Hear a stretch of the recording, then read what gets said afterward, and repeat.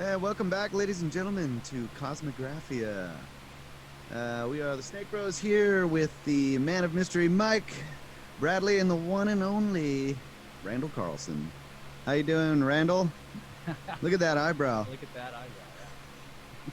I've been working on that for many years, along with it. Well, you can't see it because of my beard, but let's hear it.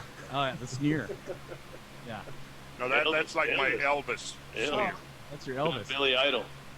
Yeah, or Billy Idol, yeah. Although Elvis was the originator of it. Oh, yeah. Yeah, I mean, back in the day, I could do it, pretty good. Before I had all of this, and I was doing this, and I had the sideburns. Oh, yeah? Were you a greaser? Pork chops. You had some pork chops down there. I did. I've had various. Yeah, I had some pork chops. I had a little Frank Zappa thing going on. Once I had a handlebar mustache, like way out to here. Yeah. You Keep a black cone and some Dapper Dan in your back pocket? Somewhat. Some Dapper Dan. Yeah. Dapper Dan, man? Come on. I don't remember Dapper Dan. It sounds familiar. I thought Dapper Dan was, as I recall, Dapper Dan was, I had this thing when I was a kid, and it had this, cartoon face on it, and it had iron filings, and you'd have a little magnet, and you could, drag it up and put a mustache on them, and Is there any evidence of a catastrophe that could be associated with the Mid-Atlantic Ridge? We're putting out the hypothesis that Atlantis, we're testing the idea that Atlantis is pretty much where Plato said it was, right? Now, I know there's been a lot of discussion about all of these other places, and many of them are very interesting in their own right, but they have to deviate from Plato's account. And if somebody has some really solid evidence, I'd like to see it, that it's somewhere else, without changing the details of Plato's narrative or reinterpreting the details of Plato's narrative. Now, over the years, I've gone through, I think, 5 different translations of Plato and have referred back to the original Greek as much as possible to try to get the sense of what he's really talking about. In the various translations, there are some discrepancies and so on, but the overall major details are pretty consistent, right? So, and he uses the word Nasos, which translates as island, and I think we need to stick with that. And the recat structure that a lot of folks are looking at, we can address that. We can address that in the next topic, if you will. There are multiple reasons why that doesn't really make sense as another candidate for Atlantis. I think that it can be most readily explained as a natural feature, and it's not really the same size as what Plato describes. There's a huge discrepancy in the size of the thing, and we can get into that in details. I can have some specifics in the next podcast to address the recap structure.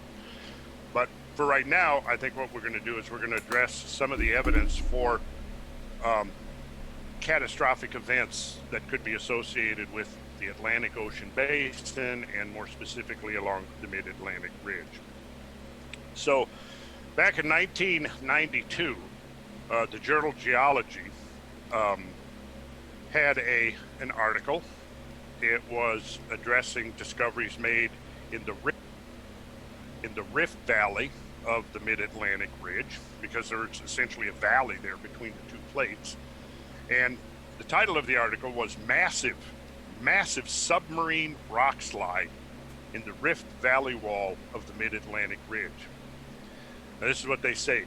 Within the past 450,000 years, a section of ocean crust, approximately 4 by 5 meters, that's about 2.5 by 3 miles, was removed from the eastern wall of the Mid-Atlantic Rift Valley in a massive rock slide that disintegrated to form a debris avalanche. The debris avalanche flowed more than 11 kilometers, which is about roughly 6.5 miles, into the Rift Valley and deposited a debris wedge with a volume of approximately 19 times 10 to the 9th cubic meters, which is like 19 billion cubic meters, or about 1.5 cubic miles of material. And that is a really big rock slide. Yeah, that's a lot of stuff. Yeah. He goes on to say that there are many factors known to contribute to the failure of slopes. He says most of these, though, can be discounted for the submarine hard rock environment of the mid-Atlantic ridge, and only 4 are likely to be significant. Saying that it was a pre-existing structure, which he pretty much dismisses that possibility.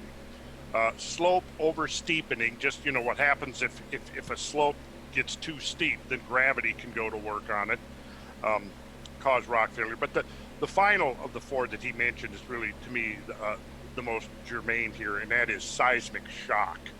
Seismic shock, he says, probably was important.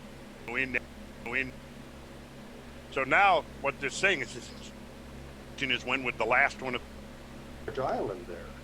Right. It does look Large like Yeah. land mass. now this is not shaped scallop. Was a huge landslide that fell into the ocean. Right here, you see this probably within the last 20,000 years. Yeah, that's recent. So what would have caused that much? Yeah, and then we have again, get the big picture here. Yes, okay, here we go. I'm going to share screen. All right. Are we seeing this screen? We are. Yeah. Great. All right, so we can see in these islands, like let's take a look at El Hierro down here. Can you see this feature right here where I'm pointing out with the Yes. cursor? Okay, that kind of horseshoe-shaped scallop was a huge landslide that fell into the ocean. Right here, you see the same thing, Mhm. right? Over here, look at this. Oh yeah. See that? Now, here's a map showing the various islands, and each of these gray areas represent these huge slope failures and flows into the ocean. So if you look up here at La Palma, you've got 3 great slope failures coming off. You see the lighter gray and the darker gray to differentiate. And El Hierro, you've got what's called the El Golfo failure. You got Las Playas over here and El Julian over here, right? So you've got these massive events where you've got huge amounts of material that have been catastrophically Yo, ejected Wally, from what's the up, island man? slopes, and you've got multiples. So Yo, what I'm this is glad you probably asked, 'cause I have telling it us is queued that up there have been right a series here. of events through time. So, where when, what's going on? Well, how you doing? When, so Joe Rogan, he signed the big contract with, what's it called? Spotify, right? And apparently, so Alex Jones apparently blocked from Spotify. Like, they blocked him personally. So now, apparently his podcasts aren't going up when Joe Rogan said that, like, you'll see. Let's watch the video. Here we go, my man. How you doing, buddy? Person. I've known him 22 years, but this was like Oh, we have to turn it fire up. hose. He goes, yeah, say this on air. Go public. The gloves are off. Total war. And I'm like, let me get a pad and paper. So I go try to pad a pad and paper, and I'm trying to like, well, what's on record? What's not on record? What can I say? And he goes, just say it all. And he kept saying things and telling me things, and like 10 minutes into this, like a 45-minute Yo, conversation. Baron. See the video of Joe Rogan apologized for mentioning fires? That's hours of Never conversation. apologized like Oh, that. 15 Really minutes. seems obvious 45 Spotify minutes of pressured him, him like, too. going off. Whoa, And no, I I'm didn't, like, buddy. Well, what am I allowed to say? Because he's telling me, I want you to go on air. I want you to say this. I want you to. And at the end of it, he says, just put it all out. Well, there's no way to put 45-minute conversation out, and it's import, because it's bigger than Alex Jones. It's bigger than Donald Trump.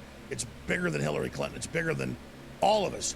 It's about somebody. I'll play that who's video number after, buddy. one in their Thanks. field, reaching How you 20, doing, 30 man? million people a day with all the aggregate Yo, videos thanks, he's dude, got again. out there.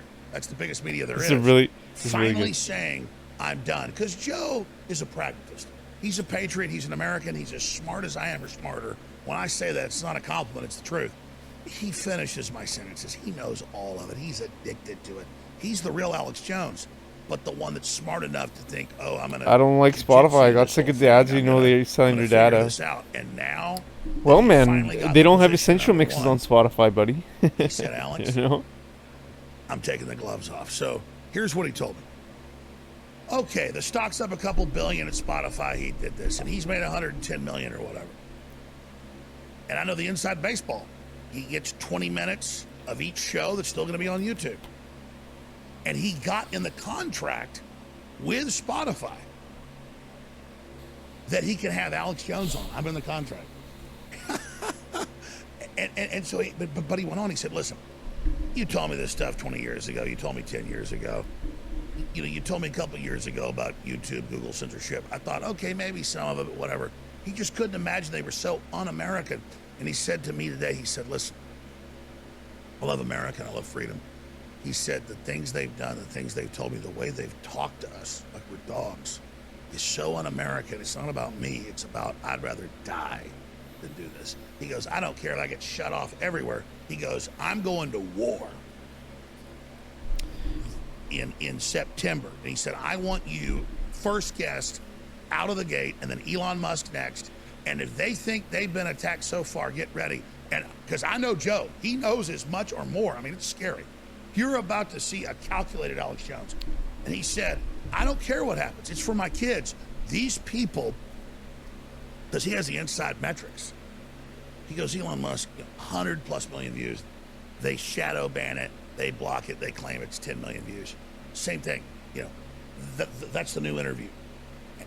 And so all of this and these tech dictators, I told Joe a few years ago, I said, I'm coming after you because I know you know all this as much as I do or more. I know you're just as tough as I am, maybe tougher, probably tougher. And you're letting these people piss on you? I said, I demand you attack them. And Joe's like, oh, they're not that bad. And once he finally saw them, here was the straw that broke the camel's back.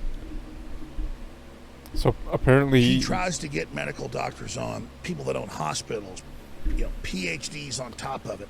Apparently and YouTube was giving him issues as well, censorship issues and stuff. And he goes, wait a minute, I can't have major he watches all these medical doctors being banned. And again, Joe Rogan is all of us. Like, I am Spartacus, you were Spartacus. There's this moment where you're just like, you know what? I'm not going to bow to you anymore. I'm not going to get down on my knees ever again. This is ridiculous. A bunch of unnamed, weird, crazy tech heads on a bunch of drugs are telling us that we can't promote freedom when Joe Rogan is a guy that loves everybody. And they're so he was being offered these Spotify deals 6-8 months ago. He wasn't going to take it. He's making $50 million a year. It is to be a platform that is not shit. Yeah. But when YouTube started censoring, I think it's the lawsuits, man. I think so. I think lawsuits is the real reason. Like he's a dog.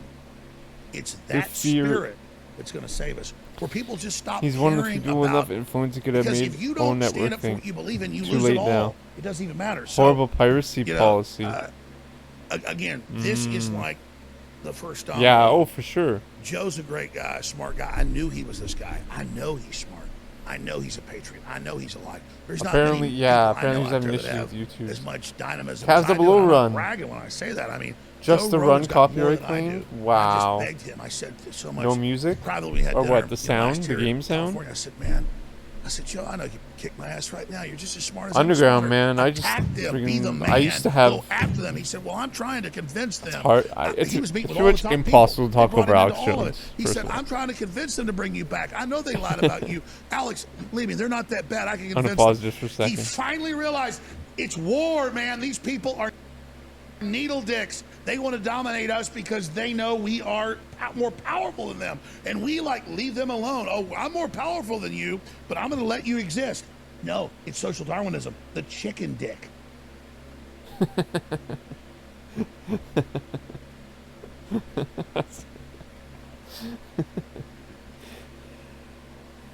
When is this video from? Yo, it's from apparently it's a repost. Apparently it was a few months ago.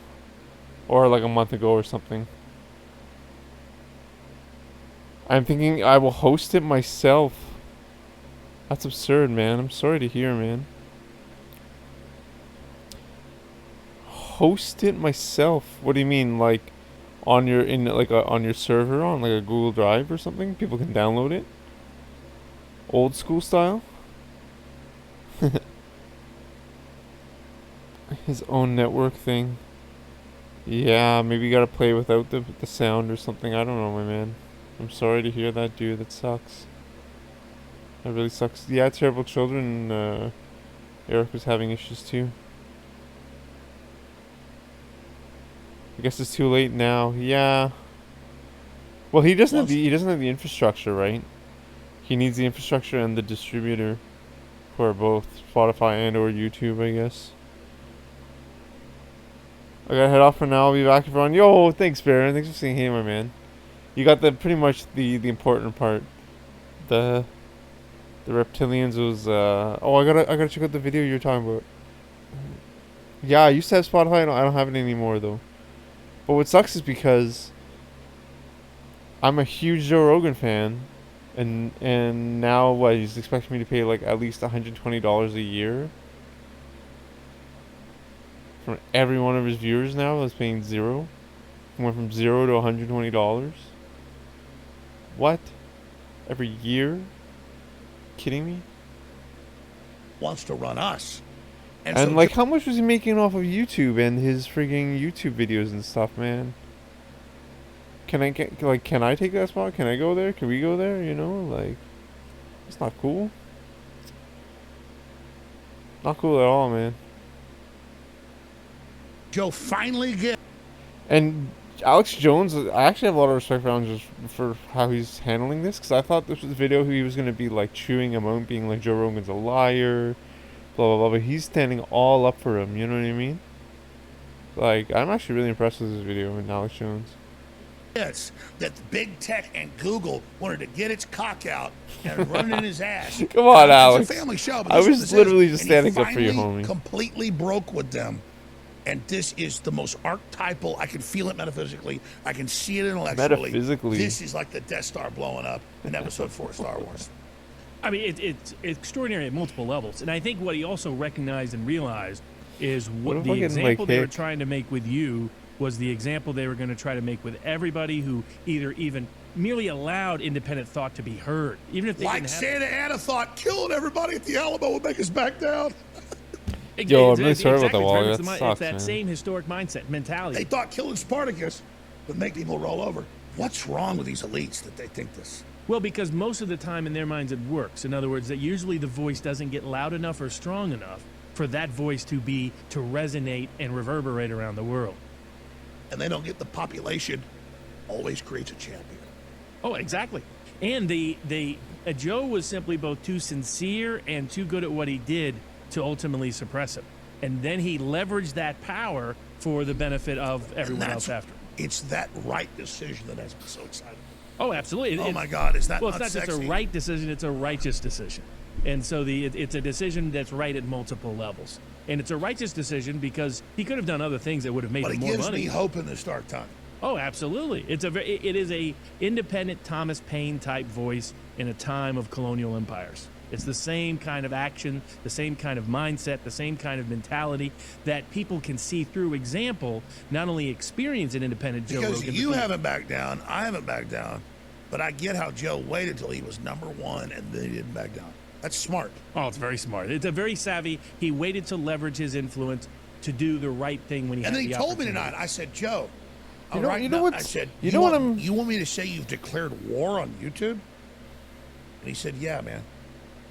And it's a long time coming, but he's the right guy to do it, and he's the only guy to do it. Well, because YouTube's first goal and objective was to make you the example to silence everyone else. So that's all right. Well, just make me host on my own server. It's a delicious form of irony for Joe to have you be the person to tell everybody. What are you going to do? You download it? Download the video like a drive? Like the Uzi's pointed in the other direction. A drive they can download? Yeah. Or you're going to stream it? I don't know how you could stream it. Right but now? I mean, it's a certain This is just the beginning of the peak, right? Yeah. It's actually not a bad idea if No you want doubt. to set I mean, that it's up well, extraordinary you know. time, and it's Just for it's a great everything. thing to see good people do the right 'Cause it thing seems at the like right moment. He could have chosen a self-enrichment path. He could have Every chosen time I try to a path play, that would put have a had music about or video 60 up on minutes YouTube, I'm with playing lots of some pats like on the back. weird And here's the thing, random they could kill Rogan, they could take techno his or money, like they happy could take hardcore or Same with trance, us. you know, It's that so final that no one moment has where any you don't rights give a to. damn anymore. You just pull the dagger. Nah, and some it's kind of out. web servers. Well, yeah, it's very much just what embed the That's the video. victory. Absolutely. Have It's it the like ultimate form of YouTube, power. web It's what Medvedev was server. talked about. It's what Nelson Mandela talked about. Embed. So Medvedev always embed said, it. you know, why aren't you afraid? Is People that ask him, why are you embedding afraid to in die? He the- ultimately was assassinated. And he What said, is that, most men HTML5 die or 1,000 deaths something? every day, and I'm only going to die once. And it was and what it did is it led as an example to hundreds of isn't it thousands and like, ultimately millions Flash? of people all Isn't across there the country Flash to change the involved world. with YouTube? In the same mindset of Nelson Mandela, when he realized that he was the captain of his own ship, when he was the Interesting. master of his own soul. Exactly. Whether Maybe you it's agree with already his politics installed or on the not, computer. he was strong as hell. I don't know. Absolutely, I'm he talking out my ass resisted now. a government that I'm not was a doing computer horrible things. How software he handled engineer. it, one could debate and discuss I know a forever. little bit about it, but but I'm his not willingness to engineer. stand up as an independent act of conscience was his recognition. Something like that. My Our programmer, hands may be in, how can it in- be? in, Not Flash has been gone years enslaved, ago. but my soul is not. Really? Because What I the fuck is control Adobe myself. updating? And that when you show Do they that not have example to the Adobe world, it Flash is always updates? like that iconic image of the guy in front of the Interesting. tank. It's a reminder that any individual can, in fact, change the world. Now, Joe waited until he had the maximum degree of leverage and influence to make the maximum impact and effect. Well, that's what's crazy about it is, but you're right. It's perfect irony to call him and say, "Yeah, go attack," and just tell him "F you." And I What hope YouTube tries to censor me. on YouTube has literally got? just Oh, I didn't know that. challenging. I heard that. And I but said, I said, can I say this? Anyways. I said, are you sure you want to do this? He Um, said, hell yeah. So it was that freeing moment that is so beautiful for everybody. Oh, and I think Interesting. the lockdown had a big part of this. Like, you know, he is going to move to Texas. I'm going to leave it at that. He said I could say that. He is moving here, Elon Musk. And it's not Texas is perfect. It's the next, it's the best house in a bad neighborhood. It's the exodus has begun. I mean, the fact that they know that. Oh, exactly. I Look mean, how happy Joe looks. what over there, upsets too. me with Joe Rogan is What that does it like give it? Rat's out about $100 million. he It's the fact that was already YouTube probably started making a lot of demonetizing money him and telling him he was a bitch. with YouTube, And he finally said, no, that's the spirit. and he just 100% sold out. You know what video I want to play right now? Actually, it's the Bill Burr, Joe Rogan talking about ownership and selling ownership. Joe Rogan, Bill Burr, YouTube. It's gonna blow your mind, man. 'Cause they literally started this podcast talking family man. exactly about Hello, what sir. he just Good did. to see you, brother. Good to see you too. We're Depending on where your ego was, Unless he means like, you know, to the sell fuck it to tell the me, cash this is all cow. fucking something. I'm gonna go outside. Those people, they just kept it going. So now I just feel like, well, you can't have 60% of the population go broke because less than 1% has something. yeah. It at all. And Really? but I think that whenever there's something like painful in my life, I think that that's what I do. Is I just Police free you zone. know, Joe, I'm and- going to go out on a limb and say that's not going to end well. I don't know if it's the well one. at all. Might That's be the an only thing that's earlier going one. to keep it from ending badly is that Seattle is kind of a fucked up city. They tolerate a lot of homelessness. So Seattle's got No, a lot it's of weird an laws. earlier Like one. it's a courtroom on a show. And we're live. This is what I love about Bill Burr. You're not like a regular. So Mario was my favorite. No, it's not this one. This one. It was after I lived with Bobby Kelly. We got it. Clear We our got throats it. to start. Here we go. That's also not like so and so successful and he waits X Here we amount of go. time, so I'm going to do the exact thing. It's really like whatever you're trying to do. So it's kind of different for every different people. Like those YouTube stars, like their thing is all about just constantly putting out Content. stuff. Yeah. Where I think the road that I'm on is, like right now I'm out there promoting this shit. And then once it comes out and everybody's seeing What's it, your, and they're liking it, and I'm Cavs done double O promoting time, it, then man? I just sort of disappear until I'm Episode sure, and Family comes out. I think you told me before. I'm kind of I a think I big saw the believer video, in too. that. I did You see the video. Be out there when you got something that's going on. Don't just do shit to do shit. Right. I call that like extra TV. Hey, he's just here to be here, Right. and now he's over there. There's that guy again. Then, because I find myself, My 8-year-old. It is fucking. I liked The Zohan one. I love that movie. Yeah, when his I foot was loved coming it. up was hilarious. Dude, I remember when I was living with Bobby Kelly, we watched Waterboy, Bobby Boucher. We watched that thing Yes. like fucking 900 times. Like, it was kind of like our go-to. 148. You know, we didn't have Yo, spots to try nice, to man. kill a day. We just we Right. had the My little first VHS semi-fast thing. completion? Yes. Yeah, nice, man. That's sick. Yeah. Popped in Yes. and I probably saw that movie at least 30, 40 times. That's a Yeah, hell of and a Happy low, man. Gilmore. I saw Happy Gilmore That's at a least 10 hell of a times. low, dude. That's a fucking Yep. great movie. I forget the name of the last one. The one he did was Spade when he was. So what? He They're worked getting at the bank stricter in the now. YouTube's supermarket. getting much stricter. It Did sounds you watch like, that one? man. That was his What first was that Netflix one? one. Good. It came out like last year. Let No, me, I didn't see it. My short-term There's a memory's reason. shot, but that was. I was still a little mushy. Yeah. There's a real reason. They used to There's do a really special, great dialogue and it was in like this. they're Showing up late to shit, hanging out with Bon Jovi. getting a bad reputation. No, Motley Crue. He wasn't Bon Jovi too. Bon he did? Jovi, yeah, it was one of his early specials. Like Bon Jovi was on the beginning of his special. I just remember he drove Motley Crue to the whiskey for the Kickstart My Heart video. Oh, that's right. That's I'm a child of the 80s.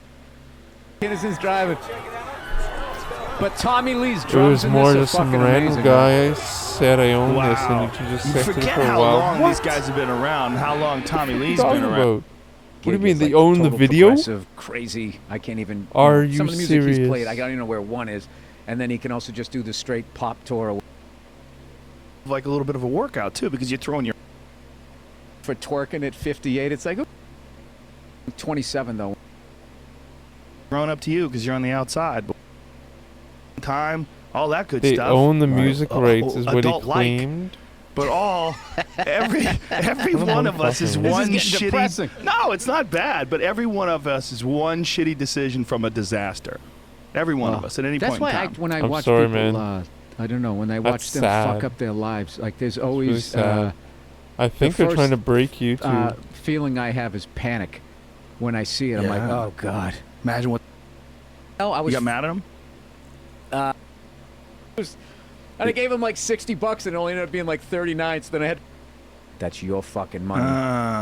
You know, and then all of a sudden you got a mortgage coming up, and then you're late, and you're like, no, but somebody took my money, and blah blah blah blah blah. It's your credit card. They have to deal with it. I had an attempt recently, and I'm thinking, I'm wondering whether or not. I think the idea is that eventually there's going to be some peripherals that are more powerful. That's bullshit, man. I'm sorry. Credit card thieves. And his name was International. You see a picture of like NASA. You'll see like 1,000, like 100 worker bees. No, overexposed, but then you don't want to wait too long. So Yeah. you got to try to, and then that's also not like oh, so and so successful, and he waits X amount of time, so I'm going to do the exact thing. It's really like whatever you're. Find myself people. He's got his core audience, you know. I watched Jack and Jill with my kids, with my 6-year-old and my 8-year-old. It is fucking hilarious. I love when his you movies. watch when you watch a really silly movie with a 6-year-old. Hollywood Accounting, is this it? Is this the one?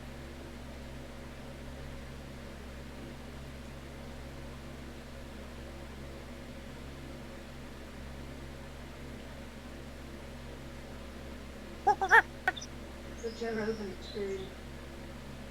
This has always been weird like that.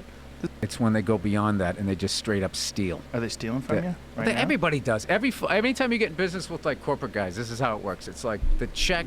Okay, we're in I think this business is the part. to make money from them, and then you get in business with them, and then the check goes to the corporate guy, and then you get your cut off of his checkbook. So right there, I am immediately in a situation where there's no way I can steal from him, but he can rob me fucking blind. Right. And Yeah. you can add a bunch of expenses and onto things that. Front end load Yes. expenses to make it look like they're Yes. losing money, and yeah, That's to- Hollywood accounting. Yeah. No, it's Yeah. stealing. It's stealing is what it Yes. is. They just call it Hollywood accounting. Yes. But it's not Hollywood accounting. It's corporate accounting. It's scumbag accounting. That's just, and it's how they do it, and they sleep at night, and then they always ask, oh, that's over in the accounting section of the building, not over here where me and my yacht are. I'm like artist friendly. You know, I majored in fucking liberal arts in college. Well, and- what was really interesting when podcasts started to take off, they started to try to get in with the old model and weasel into Here we go. podcasts This is and exactly- buy pieces of Here. podcasts. Here. And like if you Oh, come Joe, to your my deal? oh net- no, Joe. Oh no. Am I gonna have to expose you? I'm just playing your content, Joe. I'm just playing your content. And buy pieces of podcasts and weasel into podcasts and buy pieces of podcasts and weasel into podcasts and buy pieces of podcasts and weasel into podcasts and buy pieces of podcasts and like if you come up into podcasts and buy pieces of model and weasel into podcasts and buy pieces of model and weasel into podcasts and buy pieces of podcasts and weasel into podcasts and buy pieces of podcasts. I'm definitely gonna. I gotta do this for another like minute or so. And buy pieces just of to podcast model. Just to like, it still hasn't really sunk into like my head yet, you know. Buy pieces of podcasts and weasel into podcasts and buy pieces of podcasts and weasel into podcasts and buy pieces of podcasts and like if weasel into off they start and buy pieces of podcasts and like if you come on my network, your deal is if you think the fucking industry is gonna sit back when they didn't get to wet their beak on that thing, I'm gonna tell every young comic when we get back to this shit is what they're gonna do now is what the music industry did, where they started signing straight across the board deals. They're gonna get some young kid who's got no power in the business, and it's just like, you know, we'll help you create a podcast, you know, so we're signed with so-and-so, blah, blah, and what they're going to do is they're going to own the podcast, the advertising money's going to go to them, and they're going to rob them fucking blind. 100%. They're going to 100% going to fucking steal from them, rob them fucking blind, and then when they get audited and they get caught stealing, they're going to label that kid, that young comic, difficult to work with, meaning difficult to steal from. It's already happening. Yeah.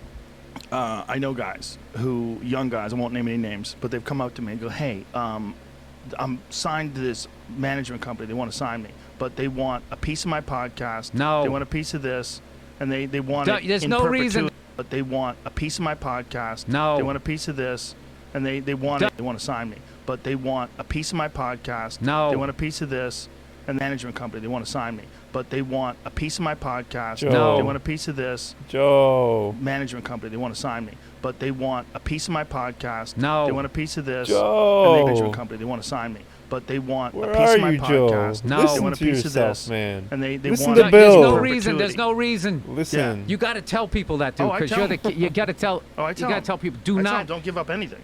Don't give up anything. Don't. that, dude, Oh, I because tell you're them. the. You got to tell. Oh, I You tell got to them. tell people. Do I tell not. them, don't give up anything. Don't give up anything. Don't. Dude, Oh, I because tell you're them. the. You got to tell. This Oh, I tell hurts, them. man. Do This not- hurts. Don't give up anything. This Don't this give hurts up the anything. soul, Don't ever. dude. It's all you. It's all Because you. they got to tell. Oh, I You tell got to them. tell people. Do I tell them, not. don't give up anything.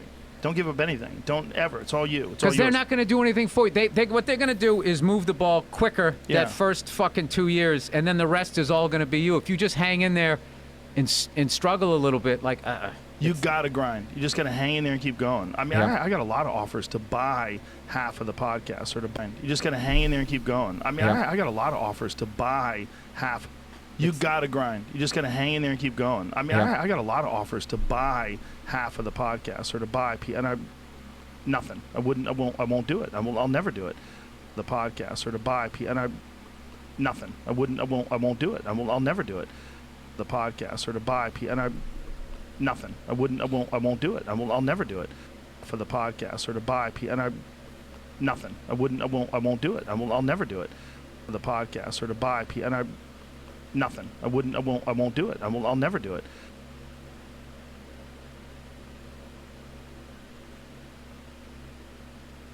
But then Spotify came along and they said, we'll give you a licensing deal.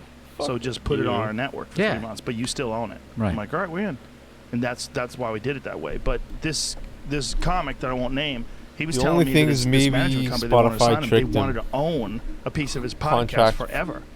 And I'm And like, what that is that'll fucking eventually will crazy. Maybe become. Spotify breached Yeah, because what contract. they're going to look at it is Maybe they're it's going to make conflicting it like contracts. Maybe if there's you two started a contracts that podcast are while you were with conflicting. this Yes. manager What or while you supersedes were what? with this Time? agent, it'll be like back in the day when you booked a sitcom, Exactly. and then if you left the agency or the manager throughout the lifetime of that sitcom, you owed the commission to them. Exactly. But back then, that you needed them to do that. You don't need them for the podcast, but they're going to do that. So then you're going to leave this manager. That's crazy And then for the rest of volume. your Sorry, fucking man. life, you're going to be paying this never-ending alimony Yeah. I mean, there'll be guys eventually. They'll try to take 50, 60. I own your podcast. Yeah. Managers will start, agents will start podcast Sorry, networks that's because what the there's person nobody claimed. That's absurd. regulating them to not do that anymore. I it got an seems. offer just 5 years ago from a company that What was the music? Was it just the GoldenEye music, or was there music over top? Or was it just the Cavs Double O? was a radio company. They wanted 50% of the podcast. They were going to give me no money. They wanted 50% of the podcast just to be associated with them. And they're like, we're going to pool together all these advertisers, and it's going to help your revenue. No. 50%. So No. but And they that's never the same deliver with model. what they say they're gonna, and then can't. they come They in and can't. they gut the thing. Well, the beautiful thing about podcasts is podcasts all get big on word of mouth. Like, I've never advertised this podcast. I never did anything with it. Right. I never bought billboards or put ads up anywhere. It's just from word of mouth. And the way other podcasts grow is people get on people's podcasts and they say, hey, you listen to Bill Burr's podcast, Monday Morning Podcast, fucking hilarious. And then it just Right. grows. But I think from it's the people job promoting. of people making money in podcasting to let new podcasters know: do not sign those deals ever. Yes. Do not let the fox into the henhouse, because they're going to fucking rob you blind. And They you don't need 'em. And I saw this documentary one time on this heavy metal band Anvil. Right, this crazy thing about this band that just was around forever and never quite made it. And there was I think it was that one.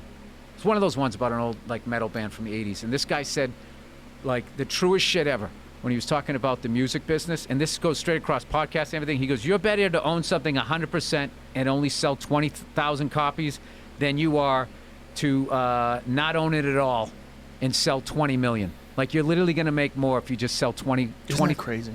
Yeah, no, they're and then another thing that they do, oh my God, dude, another thing that they do is then all the people that they lose on, they dump that on you. Yes. Yes. Like, I remember one time, I forget what I was with this network, and I had a CD that was already made. I already made it, and I just wanted them to put it out on their label. And they wanted to own the CD. And I was like, no, I'm not. No, I don't want you to own it. I just need you to like distribute it. I need you as a distributor. And the guy said to me, he goes, well, ownership shouldn't be that big a deal for you. It should be about exposure. I said, all right, well, let me ask you this. If ownership shouldn't be that big a deal to me, why is it such a big deal to you? And he started like stammering. And then he basically said, well, we get in business with something. He named a couple other comics whose CDs didn't sell. And we have to recoup those losses. It's like, that ain't my fault. That's hilarious. I could have told you not to sign that fucking jerk off. What is your... It's not my fault you didn't do the fucking work. So that's the way... I had another one time I signed with... This is back when I made like CDs, and I did one, and I had a 60-40. I was getting 60 and they were getting 40. But their 40 was off the gross. Mine was off the net. And all expenses for the album was on me. It's like, I thought we were doing this together. Every fucking thing, the artwork, printing it, all of that, all of those expenses came to me. And in the end, that 60-40, 60 net, 40 gross, they made way more money than I did. It's just how and you're like, oh, okay, well, I'm getting $6 on every 10. Yeah, plus, but anything... It's just hilarious that they would come up to you and tell you that we did some deals with some other comics. Dude, I and got in it business wasn't one time to make this profitable. TV show, and the fucking guys sends the bill for the whole fucking thing. I shouldn't be saying that, but this is a while ago, right? The guy was going to bill us $2,500 a month to use his copier machine, and another, I don't know, $4,500 to use his editing. It's like, dude, we have both of those things. We don't need those. Let's take that money and put it on the screen. We're trying to get this thing to go, and the guy, like, it's the funniest shit ever. He goes like, I'm insulted by those questions or something like that, which is my favorite thing ever. the offend, like what is the like the I don't know. You're a fucking thief, and you actually have the audacity to be like taken aback, like fanning yourself. Like, I can't believe you'd suggest. It's like, how many fucking shows are you charging $2,500 a month to go, fucking Use your copy machine. Yeah, That's a lot of money. That's rent for a nice apartment. no fucking thieves. Fucking copy machine. How much does it cost to use that copy machine, really? First of all, the copy machine probably doesn't even cost $2,500. He's probably renting it. Yeah. Probably rents it for a couple $100 a fucking month. But even to buy a copy, He probably has 9 shows paying $2,500 a month for him to go. That's it. If you have like a really big one of those commercial grade copy machines, what does it cost? 10 grand? I mean, how much could it cost? I mean, I think he's bought a couple of houses off of owning that copier machine. And I just love telling these fucking stories because these are the things that you like. What's great about podcasting is you can say Yeah. this is for every person out there who Yes. has a fucking business, and there's that thing where you want to take it to the next level. And then these guys come in, and then they're all just like, yeah, well, hey, we're going to take a piece of it, and they take a big fucking chunk out of it. And what they do is their risk is all the way down here, yours is up here, and then somehow they just, I'm telling you, like, you better just sell 20,000 copies, own it 100%, than 20 million and not own any of it, because you're going to make more money. That's just how the game is played. And those fucking guys who steal from people, they sleep very comfortably. But it's also just podcasts, just the stress of dealing with other people's eliminated. Just the stress of dealing with production people, Slows it down. executives. It slows it down. Yeah, it slows it's it awful. down. It's awful. Yeah, I mean, the only thing Spotify's ever done so far is ask, do you know who the first guests will be? And already I'm like, oh. Yeah. Like, they're going to be who they're going to be. They're going to be great. I'm going to try to I get my call best that- I friends, call the that- funniest people. That's them justifying their desk. Like, I Right, can't just right, sit here right. like, Joe knows what Any he's idea? doing. Any idea? Well, who's the So guest going to be? I'd like to start a email chain, and we could maybe circle back later and have a conference call. And they're just trying to fill up Yes. their... Yeah, they're just having to use time. Yeah. But the Spotify people have been great. They literally said, we don't want to do anything. We want you to just do what you're doing. Just do what you're doing. Oh, that's But even good. asking me who the guest's going to be, I was like, oh, no. Please let this be the only question. Yeah. I'm never available. And that's nothing, though. That's nothing. I mean, they're great. But could you imagine if you were doing that with a network? Like, imagine if you were in business with ABC or something like that, and they were helping produce your podcast. You'd have to go in for meetings. You'd have to go in and sign into the office. Bill, will you sign in here? You go and sit down and waste your fucking afternoon having some dopey conversation. You kind of complain a lot when you read these letters, Bill. Do you have to when people are signing the emails? Maybe you should be Can we get happier? a reread on the blah, blah, blah? Yeah. What do you think? How do you feel about product placement? Because we've got a great deal with Coca-Cola.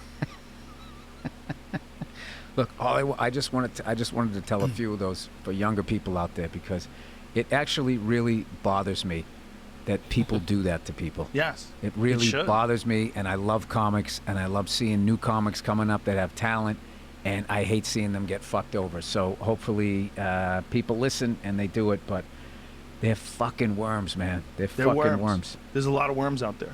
And there's a lot of worms that try to grab comics that are talented but real raw. And they try to lock you up to some enormous lifetime management deal. When you take off and you have something, say if you're Dude, I remember back in the day when when companies were like shooting specials before comics started shooting them, and the amount of guys that got that. Yeah, we only got enough money to shoot one. You can only shoot it one time, but you're gonna crush it, man. You got this hour down. We only got enough in the budget, and then they'd show up early and they'd be shooting another comic special off Yes. their money, the deal, to double them as a management company what they would get, or an agency. The amount of fucking times that happened. with the same audience. Oh, I mean, yeah.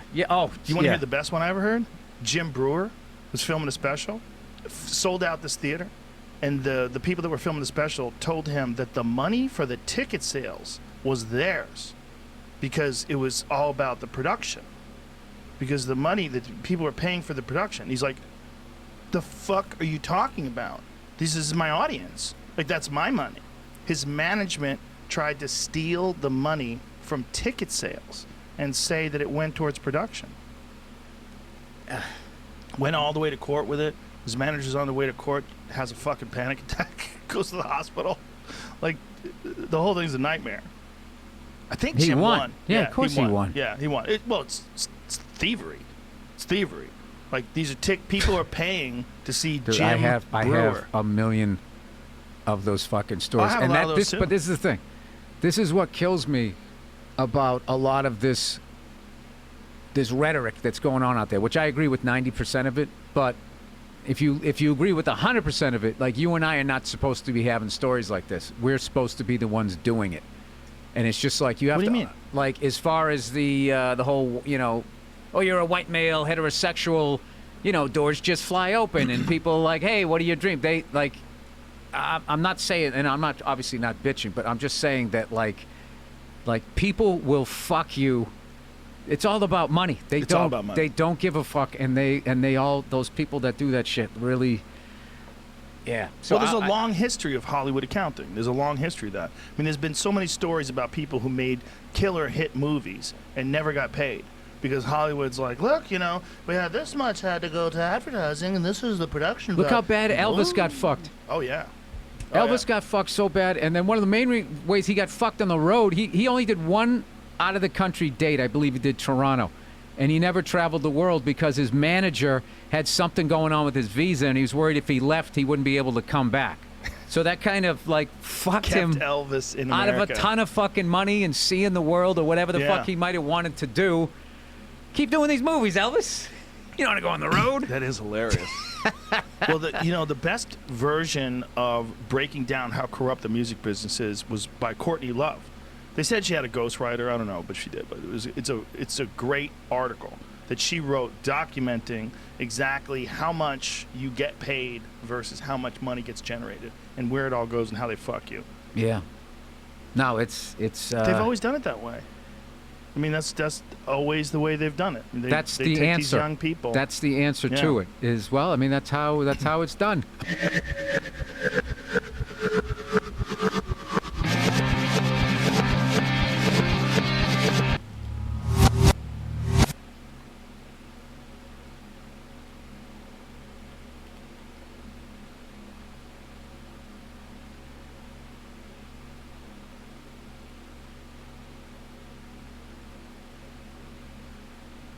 Hello, everybody. I need to make an apology and a retraction. I said something on the podcast with Doug Murray about people for lighting fires, and I got duped. It's wrong. Hello, everybody. I need to make an apology and a retraction. I said something on the podcast with Douglas Murray about people getting arrested for lighting fires, and I got duped. It's wrong. There was one guy who got arrested for lighting fires somewhere else, and someone sent me something about people getting arrested for lighting fires in Portland, and I said it without looking into it. It's very irresponsible. I didn't check. I made a mistake. I fucked up, and I'm sorry if I duped you as well. There's nothing I can do about it now. It's out there, but it's definitely a mistake. My apologies. And I will take this into consideration certainly when I say things in the future. I know it feels very irresponsible of me. I don't take it lightly. I'm very upset with myself, and I apologize to you as well. Sorry. First of all, George, pleasure to meet you. Joe, great to talk to you. Great to see you in person. Great to see you too. And Jeremy, good to see you again, my friend. Hey, Joe, good to see you, man.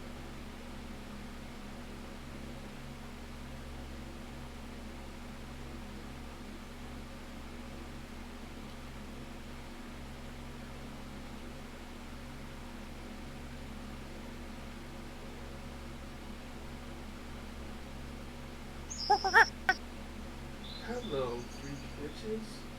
What about the ideas that the universe is in a constant state of contraction? No, it isn't. Well, I mean, some people think that. No, it's not been abandoned. Some physicists still argue that there's a cycle because it looks nice. And they are, but I think most people. I mean, there's some people who argue for that. I don't find their picture. Well, I think they're trying to. Hello.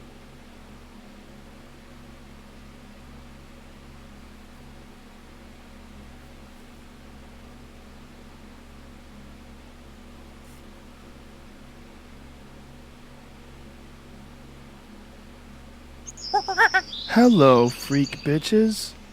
What about the ideas that the universe is in a constant state of contraction? No, and it isn't. expanding? Nah. Well, I mean, People think that. physicists still argue that there's a cycle because it Right. looks nice, and they are. okay. But I think most people. I mean, there's some people who are arguing for that. Do you think they're just trying to tie up something neat? Well, I think they're trying to tie up their ignorance in something that isn't any more plausible than the picture that it expands forever. And as far as we can tell, the most likely possibility is that our universe will expand forever. But to make you a little bit happier, it's quite possible. The best pictures that we have of our of the early universe is that our universe isn't unique, isn't alone. That there are many universes. We call it a multiverse, and that at any instant in time, in kind of a cosmic super time, there's always a universe being born. So that multiverse might be infinite and eternal. Where are they? Outside of our universe. How's that even possible? Of course it's possible. I understand. I'm not questioning it. Okay, no, I no. just would like you to define it. Well, first of all, the simplest possibility is that they're outside the region we.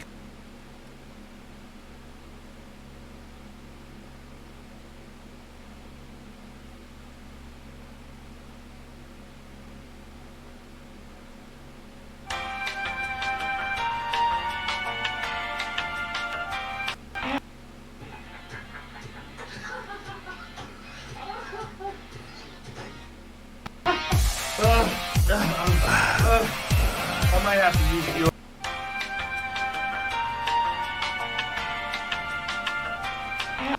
Flame. What's going on, everyone? Jeremy here from the Quartering 100 Top 1. Spotify had over 10 internal meetings about whether or not to platform the episode, and I promise you that this is only the beginning, and Joe Rogan fans are going to be very upset when they see what many of us already knew about Spotify. Hey, if you're in the 40% of my viewers that aren't subscribed, I really hope today will be the day I earn your subscription. There's just a red subscribe button down below. Today alone, I covered Mulan. I covered the PlayStation 5 launch. I've got some hilarity around a show called Woke. I do 4 to 5 episodes every day. It's ridiculous. The trans folks that I know can absolutely handle adult conversations. So who exactly for individuals to hear the respective contents? 10 meetings have been held. And some of them want Rogan removed because of things he said in the past. 3 sources provide Motherboard with some of the questions submitted to the town hall meeting. Motherboard granted them anonymity as they weren't authorized to speak to the press about internal Spotify issues, but they did it anyway, so it'll be funny when they get fired and then they're like, surprise, Pikachu face! This is such a ridiculous thing. Imagine the privilege. Imagine the privilege. Like, any of us who've worked Joe jobs or regular 9-to-5s in the past, let's say you're a machinist. I know many of my viewers are, or you're a truck driver, right? You're a truck driver and you go to your boss and you're like, I don't want to haul loads for this big client, probably the biggest client you have, because they said some things online I don't like. You'd be fired in.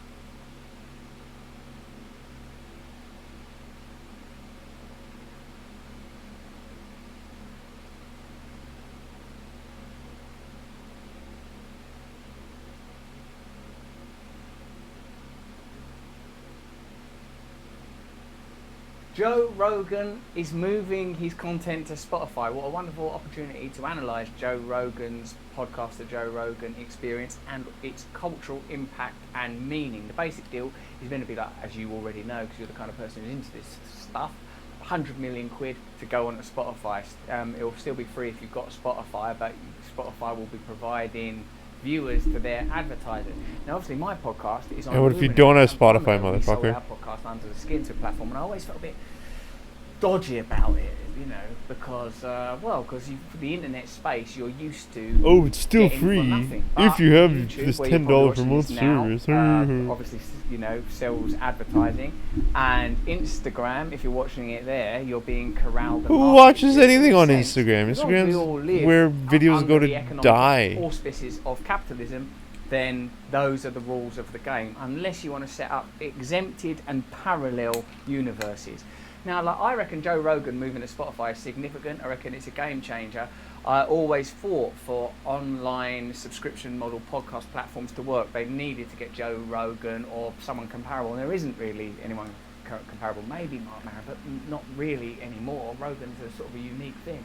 It's going to be weird that his stuff won't be on YouTube anymore, and apparently I got from that, what's it called, Value Payment, very good channel, very interested in Value Payment. They said, like, you know, Spotify are gonna have set up a video value. There's no equivalent, is there?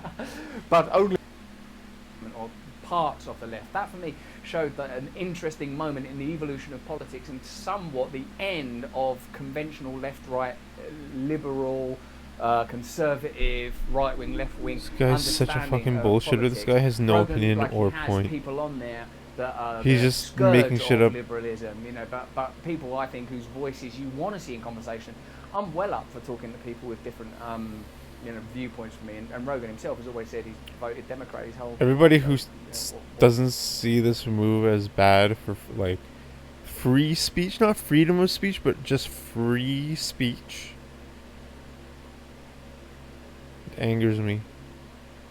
That's what I mean. That's what I mean. Fucking Bill Burr, he really hit the nail on the head there, saying they're gonna rob, like, you know. Why Joe Rogan's Spotify deal is bad for free speech.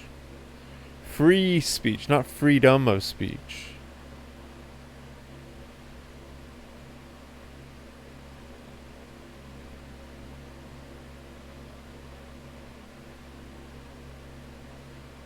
God, these freaking YouTube freaking announcer people are... What is wrong with these people? Why is he dressed up in this fucking spacesuit? Alright. Joey Diaz? But Joey Diaz is his friend and a podcaster. Oh, whatever. Joey Diaz, he spits the he drops the knowledge. He fucking spits the truth. We were looking for the truth, Joey Diaz. No, he's a big liar, but he's entertaining. Some interesting happened this week that people whoa. Because I've been friends with the guy for fucking ever, and I could tell the guy's always playing. What the Joe Rogan?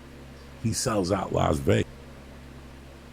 You know, Segura's doing. I see what all the guys that are better than me are doing. I see what Bill Burr is doing. And you take a little bit from each of their styles, you know, whether it be their podcast, their stand-up. I'm not saying to steal. You don't steal nothing. You look at what they're doing. It's working for them. And you copy that fucking business pattern. You know, I'm not saying Spotify's going to give me any money. Spotify don't even know who the fuck I am. And I don't want Spotify to know who the fuck I am. I just want you to know who the fuck I am. And that's all that matters to me. But it's just so weird how Joe has been working straight. Like, nobody just gives you anything, American people. Everybody thinks the bluebird that happens shows up at your door. Fucking Joe Rogan, he's lucky. No, man. Joe goes down there 5 days a week. He does 4 podcasts a week. He works out 5 days a week. He writes. On the weekends, he's always got something with his girls, you know. It's a non-stop world for Joe. What Joe does in one day, you guys do in 1 week. It's the same with me. What I do in one morning, some people do in a fucking week. Because you put the fucking work in. It's like when I put that saying up years ago, keep showing up. It was a picture of Joe Rogan. He kept showing up. I have the utmost respect for Joe Rogan. And it started 20 years ago when he was on news radio.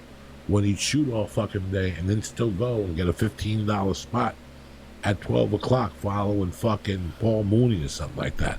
And I would sit there in awe and say, that's the point, to get on a TV show. Why would you come down here? No. The point is to be the best stand-up you can. And then he fucking started with the podcast. And I think people were doing it first. But he was doing it late, not on the road. And I remember me and Ari were real paranoid at first. We wouldn't smoke dope on the camera and stuff. We were really scared. But he had this idea 10, 11 years ago when nobody was thinking about it. And then when I almost quit comedy, he talked me into doing a podcast with Felicia, so he knew something was up. And I told the story about mugging a hooker, and here we are, fucking 7, 8 years later, still podcasting. So there's something to it. I follow his lead on a lot of things. I follow Bill Burr's lead on a lot of things. But don't ever forget, like, since I started doing this podcast, and Lee'll tell you, I've seen podcasts come and go because people's expectations are not real. They're not, and this is with everything anymore. Somebody tries something, they get into it for 4 months, it's over. That's it. It was too hard. No. Nothing is going to be easy. What do you think? You're just going to walk on there and they're going to fucking pay you millions of dollars? No. You got to put the time in. That's why I've said since day one to people, punching in is very important. Punching in is doing anything that'll make you better and sacrificing it. When your girlfriend calls you and says to you, oh, we're going to go over to Mildred's and have some mimosas. Who gives a Frenchman's fuck? What does a mimosa do to you? Nothing. Gives you a fucking headache. It's champagne with orange juice. You gotta do 10 miles on the fucking treadmill the next day to burn off the sugar. No. I'm gonna stay home and write comedy. Sacrifice. Joe has sacrificed ton. You know, he didn't just become the UFC announcer. Did you know that? Or did they just called him at home one day and said, Joe, why don't you be the announcer? He was doing news radio. He was a fan. He picked up the phone and he called Dana White and he offered to do it for free. How many people are willing to do that? Are you? Would you do that right now at this time? Would you walk into a store tomorrow if your family needed food and go, I'm willing to work for free to show you how hard I work? Look at that deadbeat right there. I'll work that motherfucker by 3. Would you do that? Do you have the fucking balls to do that? That's what I'm saying. He had the balls. He made the call.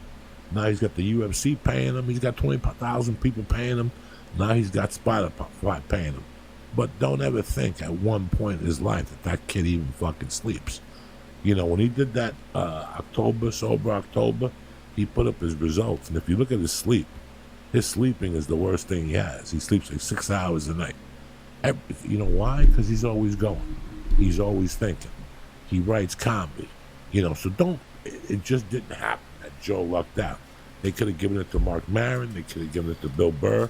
They could have given that deal to 1,000 other people. Well, not really. Kevin Hart, Gabriel is in the same realm, Whitney Cummings. But Rogan brings something extra with him. You know what that is? He has a voice.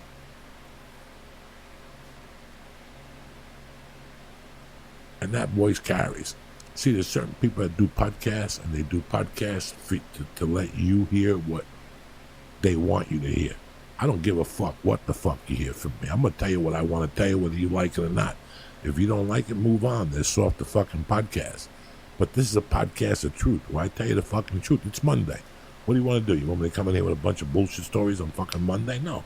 I tell you the truth. This didn't happen to Joe overnight because he's Joe. This happened because it's 30 years of grinding every day, asking questions. Hey, I'm telling you, there's times I put on one of his podcasts and he's got one of those crazy people on there. I don't want to watch that either. But for the most part, he's got a lot of great guests on there. And he gets some of the best guests I've seen on there. Rhonda Patrick, the guy from fucking Aerosmith was great. Fucking the guy from Sleep. The reason why I sleep as well as I do and I focused on it was because of that book. So by him getting this money from whatever, just, don't sit there and say he's the luckiest guy in the world. And there's a second point I want to make to this story, too. Last couple of weeks, the agents have been calling you, offering you deals. These people want to lend you money to send you on the road and do all this shit. This just goes to show you how good Joe and his management team are. They work outside the box. Comedy is great, but comedy right now is being worked inside a box. This is what I don't agree with it. This is why I wasn't going on the road as everybody else. I don't like how it's worked. It's worked inside a box. People who work outside the box are enjoying it more. Joe works outside the box. He enjoys it more. That's why I copy his style. He works outside the box. I've been watching that for 20 years, the managing style of his manager. So in my mind, I'm my own fucking manager. I should be doing what he does, which I do. I look at things, I'm an econ major. I don't have a degree for econ, but I got a fucking master's degree in street fucking math, and you're not going to beat me on that. You know what I'm saying? I know numbers, and you look at numbers, and it's just not working. A lot of you are going through a hard thing right now, and I'm telling you that this is the time to do what you've always wanted to do. Fuck what your wife thinks, or your father, or your uncle. You got laid off, you get unemployment, you want to play the tuba? This is the time. Go to a pawn shop, get a fucking tuba, COVID test it before you buy the fucking and start playing the tuba. Everybody has a dream. Go for your fucking dream. This is what this was for. This was not a fucking thing from China or Trump's fault. This was a sign to wake us up. To wake you up that you should be doing more. To wake us up that we could be doing a little better. We could be better people to our friends. We could be better friends to our friends. We could be better brothers to our brothers. We could be better sons. We could be better. There's so many things that I've gotten from this. When this first started, like 2 weeks after this started, I saw a thing that said domestic violence is up. I love my wife. But there's some nights when I have anxiety, I just want to kick her like a mule some nights because she sees I'm having anxiety and I'm fucking fading away into, from 7:30 to 8, I have a rough time. So I try to breathe it out. and like I'll ask her a question just to deter her, and then she'll just go on with the story. And once the politics comes out, my anxiety goes up a different level. But you know what? I gotta be honest with you guys. During this time, I've learned to love my wife a lot more.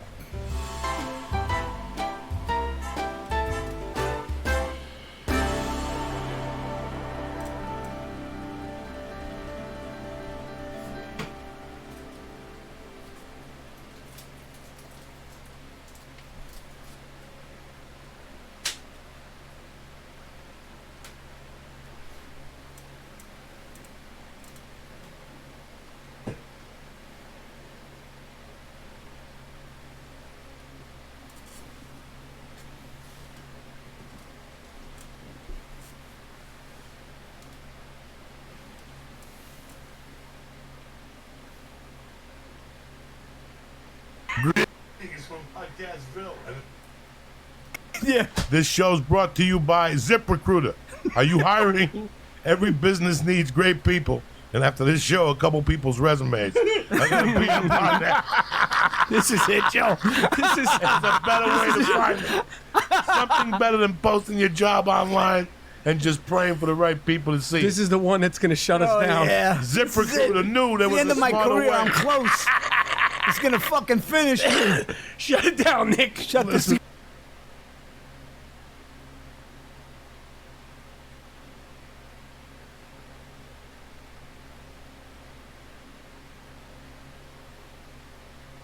Do you think the companies are going to get the message at some point and start to change some of their censorship policies? We just saw Joe Rogan, I know you were just on his show a couple weeks ago, moving to Spotify.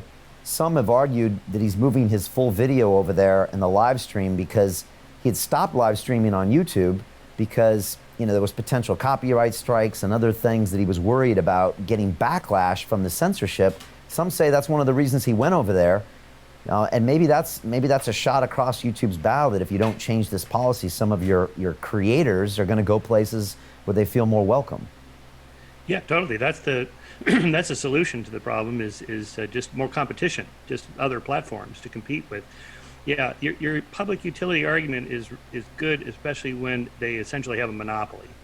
The moment you have more competition, then that's good, so that people, content producers like yourself and Joe Rogan, can make a choice, and therefore the platforms that want to keep them have to listen to what they have to say, like, don't censor me or else I'm going to leave. Okay, Dave Rubin did the same thing, and so that's good.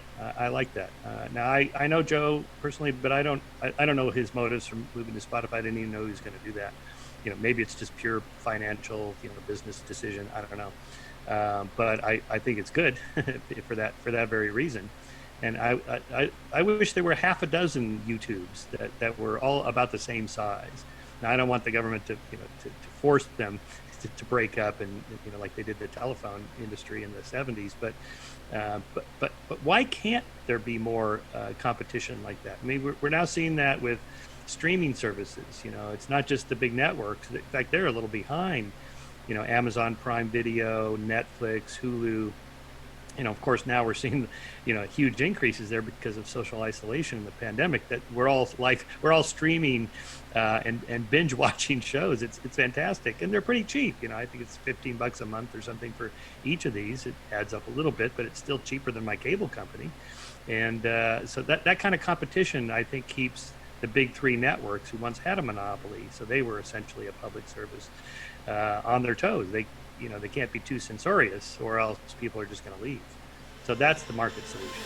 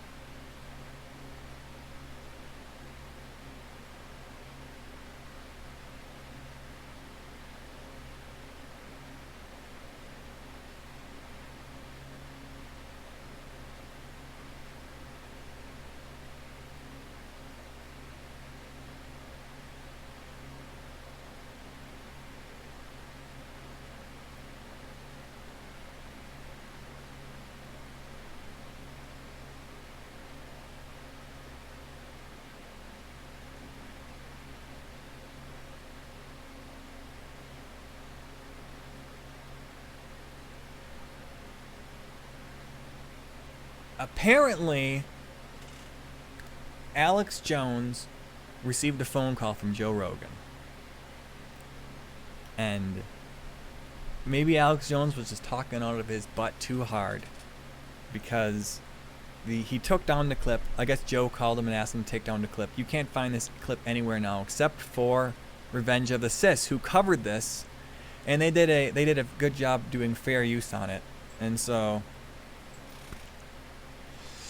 I edited out all of their commentary the best I could and cropped it, and I have it here. I have my own version of it. And so now I'm going to attempt to... No, I'm crediting them right. I can do this. This is my own account. Oh my god, Rackley Moder, you're just stealing their content. Well, this is the only way I could find my own copy of it and present it to the world. Shout out to the ROTC boys, okay? Revenge of the Sis. They do a much better show than me. I'll admit it. But anyways, let's go on here. This is about Alex Jones, not me. All of us, like, I am Spartacus, you were Spartacus. There's this moment where you're just like... There will be like clips and maybe some partial talking, but this is mostly the Alex Jones part.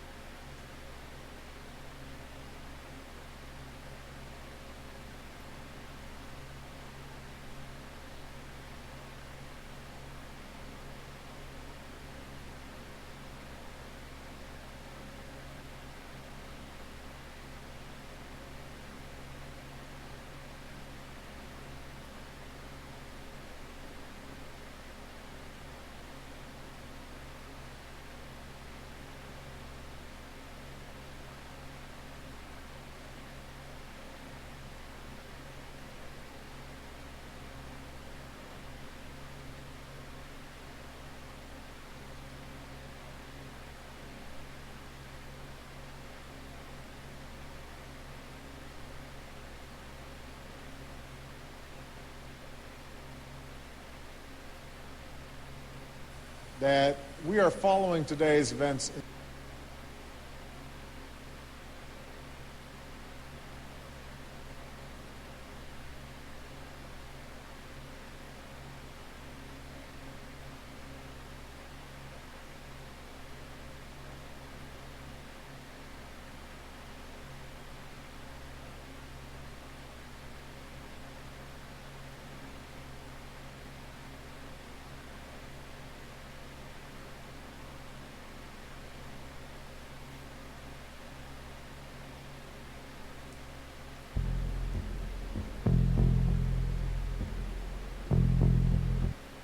Richard Bruce here, and this is another log of my gang stalking, which I got for uploading reptilian shapeshifter movies to YouTube.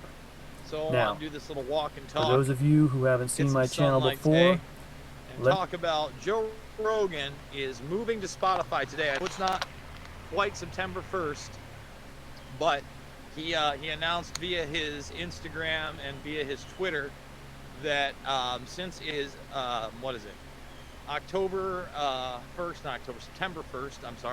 1st in Australia at 7 p.m. I believe Eastern time, either that or Central Standard Time, he's going to be going live with Duncan Trussell for his first Spotify podcast. Now let's talk about it. Spotify is owned by Microsoft, so it's another subsidiary of big tech, of billionaires. It's not to be trusted out of the gates, but whenever there is competition, it is a good thing. Whether or not they are billionaires in control, because let's be honest, guys, that's the only way they allow these platforms to thrive, is if they have huge money behind them or can be acquired by huge money. That should be very, very apparent with what has recently happened to BitChute and DLive. DLive being just eviscerated in the media as some kind of a platform for what? Racism, bigotry, anti-Semitism, and they do the same thing often with BitChute, actually making it so when you click on a BitChute link now over at Twitter, it tells you that this could be malicious or spammy content, right? Malicious or spammy content. Now, Rogan himself has talked about the fact that, you know, this was a money move. It really wasn't because of free speech. He wasn't coming for their throat, despite the fact that Alex Jones said this was it. He did a full segment on it. He had to pull some of it back. I remember at one point, Tim Pool started reporting on what Alex Jones had said about Joe Rogan, and YouTube and Rogan called him on the air. However, I do think that this is more than just a financial move for him. And I do think that this is a good thing in the sense that with the success of this video podcast, there's a chance that Spotify will open up video podcasts to other creators, maybe even such as myself, and you would have a rival platform for at least that type of material, right? Spotify might say, well, we're not going to put anything up there that is I disagree 100%. under 30 minutes or under 60 minutes. But You have as to you pay guys for know, Spotify. I mean, I put out a ton of content. These people aren't addressing the issue You know, that you have to 30 pay to for 60 minute Spotify. broadcast, or even beyond, would not be something that would be that difficult to put together daily or almost semi-daily. So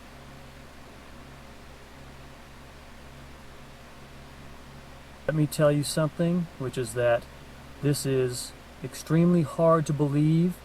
I wouldn't believe it if it hadn't happened to me, and or somebody I know that was credible told it to me to my face and explained it to me clearly what has happened. And I would be blown away and surprised by it, but I would still be skeptical and I would want to see some evidence. Well, that's what I have tried to do and capture it with a video camera. However, one of the problems is that out of context, in other words, unless you were running the camera 24/7 all the time and then showed the footage somehow, then it's hard to see that it is in fact intentional.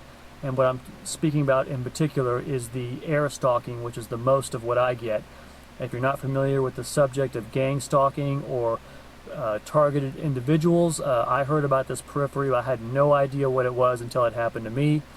But apparently what happens is that you get targeted, and what they say is by the government, but the government is devils, okay?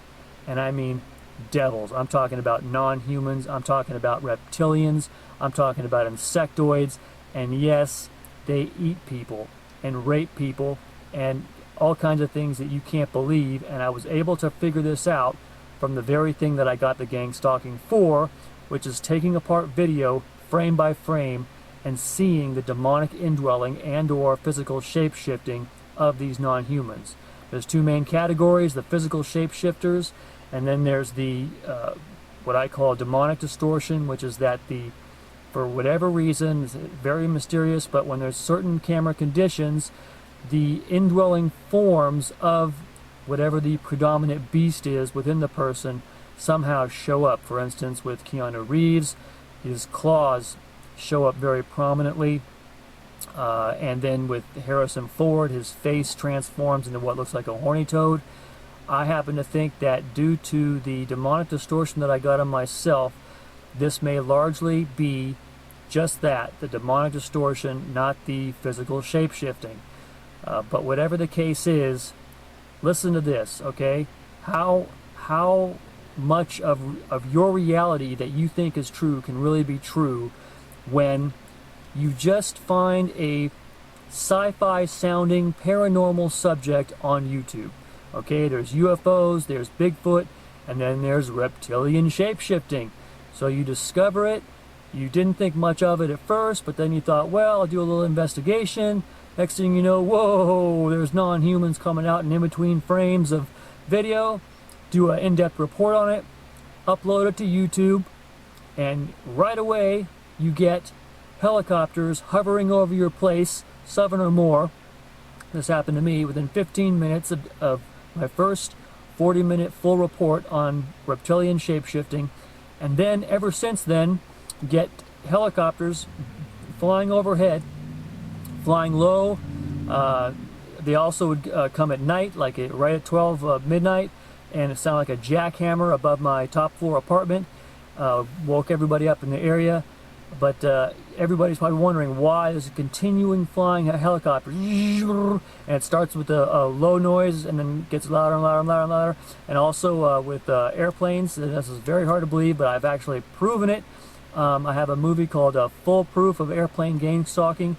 You can actually see this guy in one of those white Cessna type planes flying overhead, circling around continuously, but doing so right directly over my head, because I put the camera up and you can see, and then I show on the map where I ran several blocks to see whether he would get right over me again, the direct overhead.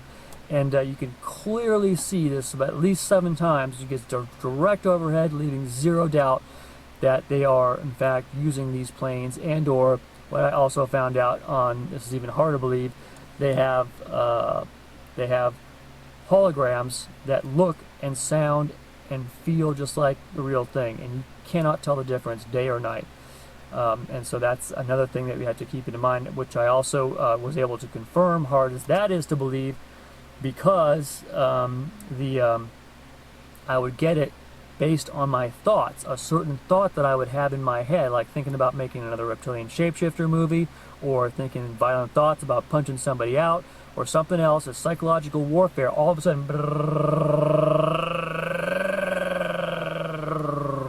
okay? And those of you, there's people out there who have experienced air stalking, psychological warfare.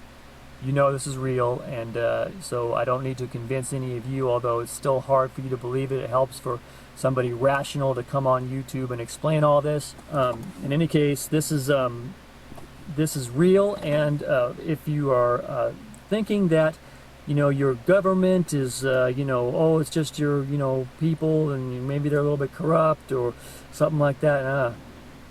If they can be doing this for the subject of reptilian shapeshifter movies uploaded to YouTube. I mean, I'm just a guy who found this paranormal subject, and I uploaded some movies to YouTube, and then what they do with this psychological warfare, when you become a targeted individual, they try to knock you off balance, okay? In any way they can. And it's not just airplanes and stuff like that. I had squad cars following me on the street so much. I bought a dash camera, recorded proof of it, uploaded that to YouTube with some reptilian shapeshifter footage, and that largely stopped, although I still get street campaigns of, believe it or not, emergency vehicles like fire engines and ambulances purposely lighting up sirens next to me or right by me as they go by, honking really loud. And also even other individuals honking a lot, and you wonder how can this be possible? It's just paranoia on your part. Okay, what's happening is that what I discovered with the very subject that I'm getting the gang stalking for, is that everybody, including myself, has multiple, I mean even thousands of these spiritual entities that are intelligent, planning, receiving instructions, giving instructions, communicating. Spiritual beings living in us. You've heard of them. They're called demons and or devils, okay? He has a devil or he has a demon. That's what is in us, and when you are getting this, it just seems impossible. How can they be getting the message? You know, they can't be using walkie-talkies or some sort of little earpiece or something like that. No. It's these people don't even realize that they're doing it, these gang stalking tactics. But it's all to drive the person crazy, to isolate them, to get them to hopefully either make some sort of crazy claim at the police station, and then they can submit them for a crazy test like schizophrenia or something else. They get you into the hospital. They drug you, which the drugs have brain corrosive stuff in it. We all witnessed this one guy, Christian Kunimi, Frequency Fence. He made the best movies. This is where I mainly saw the main subject from. They got him into the hospital, and when he got out, he had totally lost it, and all of his movies looked totally nuts compared to before, when they made sense and they were clear. And a lot of people thought that it wasn't even him anymore. I think it was. It's just that they fried his brain. That's what happened. But in any case, so there's that, and then either that or some people, they just go nuts and they finally just get sick of people harassing them, and they just lash out and they do this anyway to people, and they don't even know they're being gang stalked because the demons just attack everybody. They want to destroy people. That's what's hard to believe. For every person, there's thousands, multiple thousands of these creatures that are somehow on a paid economy to destroy man any way they can. I mean, it's like they're actually paid, they're professionals. This is not like just some whole bunch of mindless spiritual beasts running around. There's planning, long-term planning, continuous planning, beyond time planning. That's what I really was weird about. These things apparently are beyond time. There's things that I have seen now that convince me that they are beyond time. They can know the future, they know the past to some extent, and they can plan for that with long-term planning and things that you can't possibly believe because we're dealing with a single human life memory perspective. They're dealing with lives that last thousands and thousands and thousands of years, and so they have this long-term planning. As Susan Reed, the reptilian that talked to Susan Reed in her book, The Body Snatchers, said to her, humans will not understand the way reptilians think. And that's just the reptilians. And I think those are the main demons, but there's also other ones, the scorpions, which are the insectoid aliens, and so forth. In any case, apparently they're from another dimension. When we're seeing flying saucers and stuff, they could be extraterrestrials, but I think largely in part they're actually extra-dimensionals. And what we're seeing with these craft are the insectoids largely, which have, for the most part, have the technology to cross over from that fourth dimension into our third dimension, but because their bodies' frequencies don't match with ours, they can't stay here for too long. They can abduct people, do certain stuff on them, and then bring them back, but then they have to go back to their dimension. I don't know, maybe this is purely speculation, but that's kind of what I've gathered from this and from a report that I did about the aliens. The important thing for you to remember if you're seeing this for the first time is that you think that our government is under the control of people. It's not. I've seen pictures of Joe Biden where you see he's got these black weird eyes, and all these people in high government, all of them are they're either under control or they are aliens, or effectively are aliens, because these alien beasts, these devils, are controlling them. Whether they're beasts, that is devils and demons, or extraterrestrials, and or both, we don't know. But what we do know is that whatever they are, they're not human, and they definitely do not like being exposed. All right, got the 2:47 a.m. buzz. Boy, he's finally coming around. He's been threatening like 5 times. Better not fly on this side. Reptoid's gonna be on TV. Better stay on the other side. Oh, here he goes.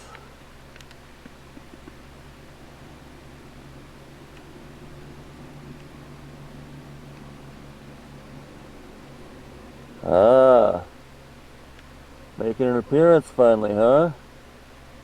Buzz in progress, buzz in progress.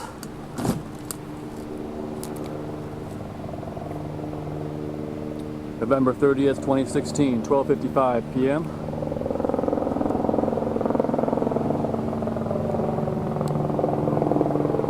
You're on High Def, Reptilibus TV, on the Richard Bruce channel.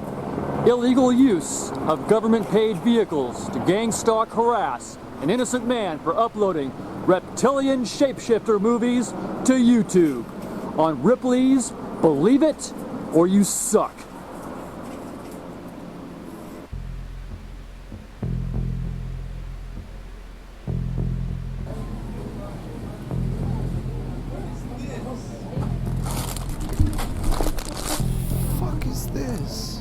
What is this creep video? I'm sorry. I'm really sorry about that. What is this garbage? What the fuck? What a creep. What an absolute creep. What a psychopath. What a psychopath creep. Look at all the positive views. This is a psycho creep. What the fuck? Satan dwelling in them, dude. You know, like that song says, the devil inside. Every single one of us, Bruce, the devil what a inside. creep, Well, it is true, man. And they are living in these demons in people, and his spirit can be especially pissed off at you if you do something like what I'm doing, which is exposing them online. But you know what? Hey, that's what Jesus tells us to do. Expose them. Have no part in the works of darkness. Rather, expose them. Now I know it's not my imagination when people just suddenly hate me for no reason at all. This has been happening all my life, and I was always struggling between, my parents telling me, no, it's just your imagination. People don't hate you for just nothing, or, the way you look, because you look normal, and you act normal. No, it's the demonic spirit living in people, and they can identify you as someone who is an enemy from the get-go. They have a way of knowing that you are not going to be a friend to Satan's kingdom. Buzz in progress, buzz in progress. December 1st, 1 p.m.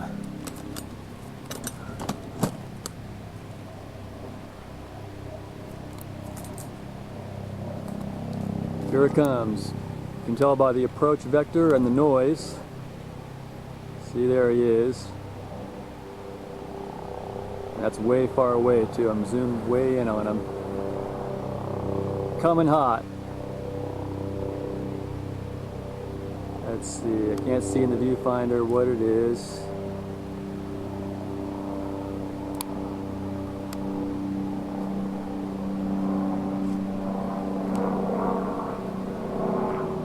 It is in fact Sheriff. No? Unlabeled.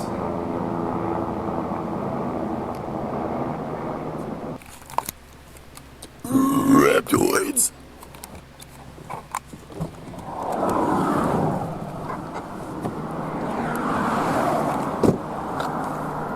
Well, somebody's fired off a 22. Maybe that was a rival buzz.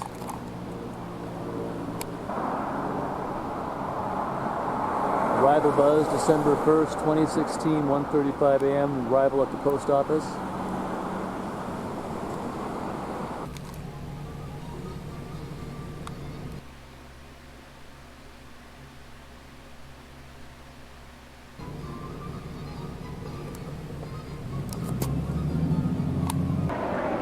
Entrance buzz. Buzz in progress, buzz in progress. As I'm entering Starbucks in Encino.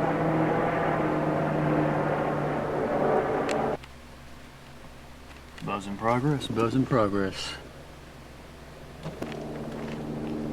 See, he's headed over in this direction, as you saw previously. There he goes. Couldn't be a buzz, could it? Reptoids.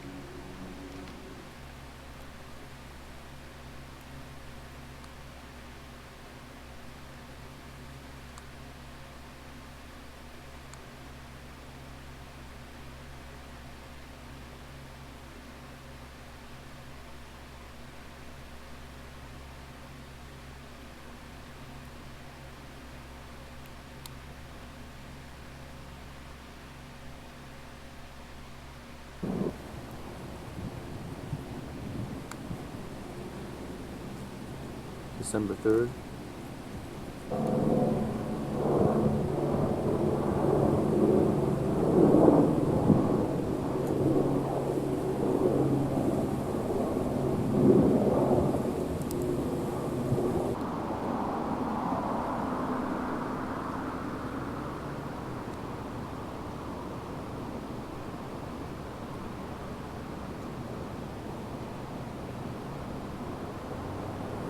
Sage grouse.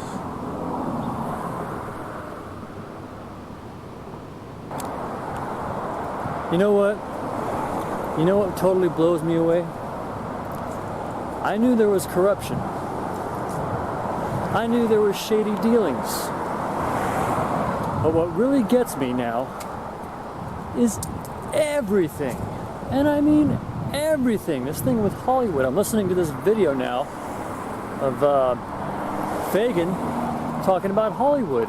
He was a playwright, and this whole thing, Charlie Chaplin, Kirk Douglas, all these people were Illuminati, communist sellouts.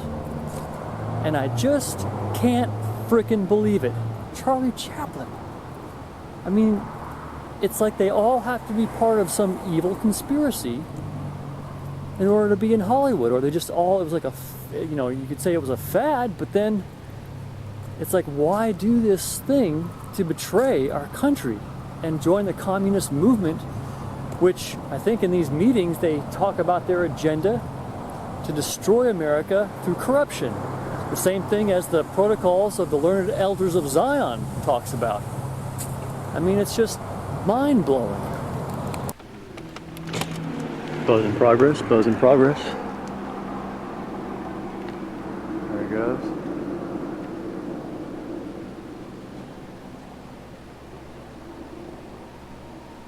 Buzz in progress, buzz in progress.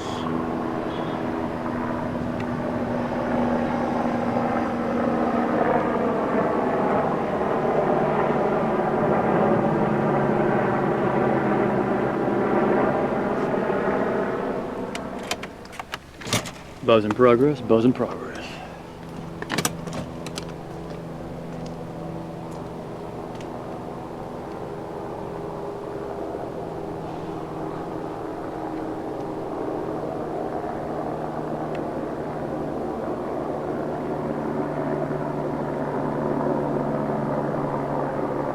LAPD, black and white. 8:30 p.m. December 4th. 2016. Buzz in progress, buzz in progress. We got 12:43 a.m. Also just had a major street theater. Somebody started it up right next to me, completely peeled out. Alright, yeah, so a quick update. Ever since I uploaded that last movie, Don't Buy American Entertainment, with Myron C. Fagin, that was apparently something that they didn't like, and they got me twice with a red Mustang convertible, which screeched out right next to my vehicle around 1 a.m. and then at 2 a.m. and was zooming around, and the police were circling around for like, I don't know how long it was, but they were circling around for quite a bit. Although I would go out there with my video camera and they'd take off, and then I'd go back to bed and they'd come back. So I kind of got the feeling that they didn't like that one.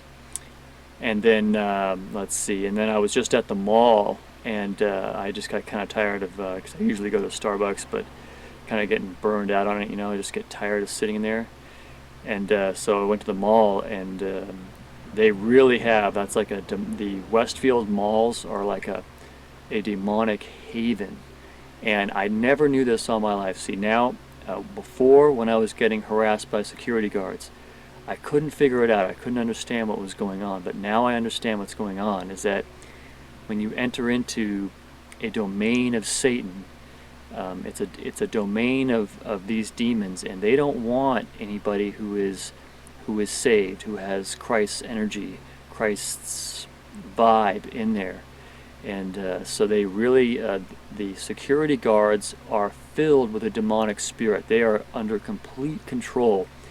And you can imagine how bad it pisses them off when, they expect the true Christian with the Spirit of God in them to be, cowering out on the streets, or, locked away somewhere deep inside. They don't want them out in public in their demonically controlled, high-end, super rich mall type areas, nice areas where people frolic in their sin. And they can't stand it when somebody that is saved, somebody that knows what it all is and knows about the demons, is just sitting there having a life of inspiration. Because I was just sitting drawing, and that's what I've heard from a lot of people and a lot of sources, saying that they can't stand a good creative spirit in somebody having a joy of living. And while I was there, they do their usual tactic. They have a security guard posted right there watching, and then they have a security guard, meet me as I'm leaving, and then they have another one meet me as I'm headed for the door, and the guy's whistling, and I could see he's filled with a demonic spirit. I knew it was coming, and as I'm walking, he's just like, boom, not looking me in the eye. And my guess is that he has no consciousness of that demon, but in a way you're still responsible. He still knows, but he probably doesn't realize it consciously, but they're demonically controlled. And to walk through those areas at those times, there certainly could be knowing gang stalkers, but my guess is the majority of them are demonically controlled. They have no idea that they're filled with and controlled by demonic spirits. Remote control vehicles for demons packed in there tight. You couldn't even get a security job probably, at least in that mall, unless you're packed with demons, unless they know that you are under control.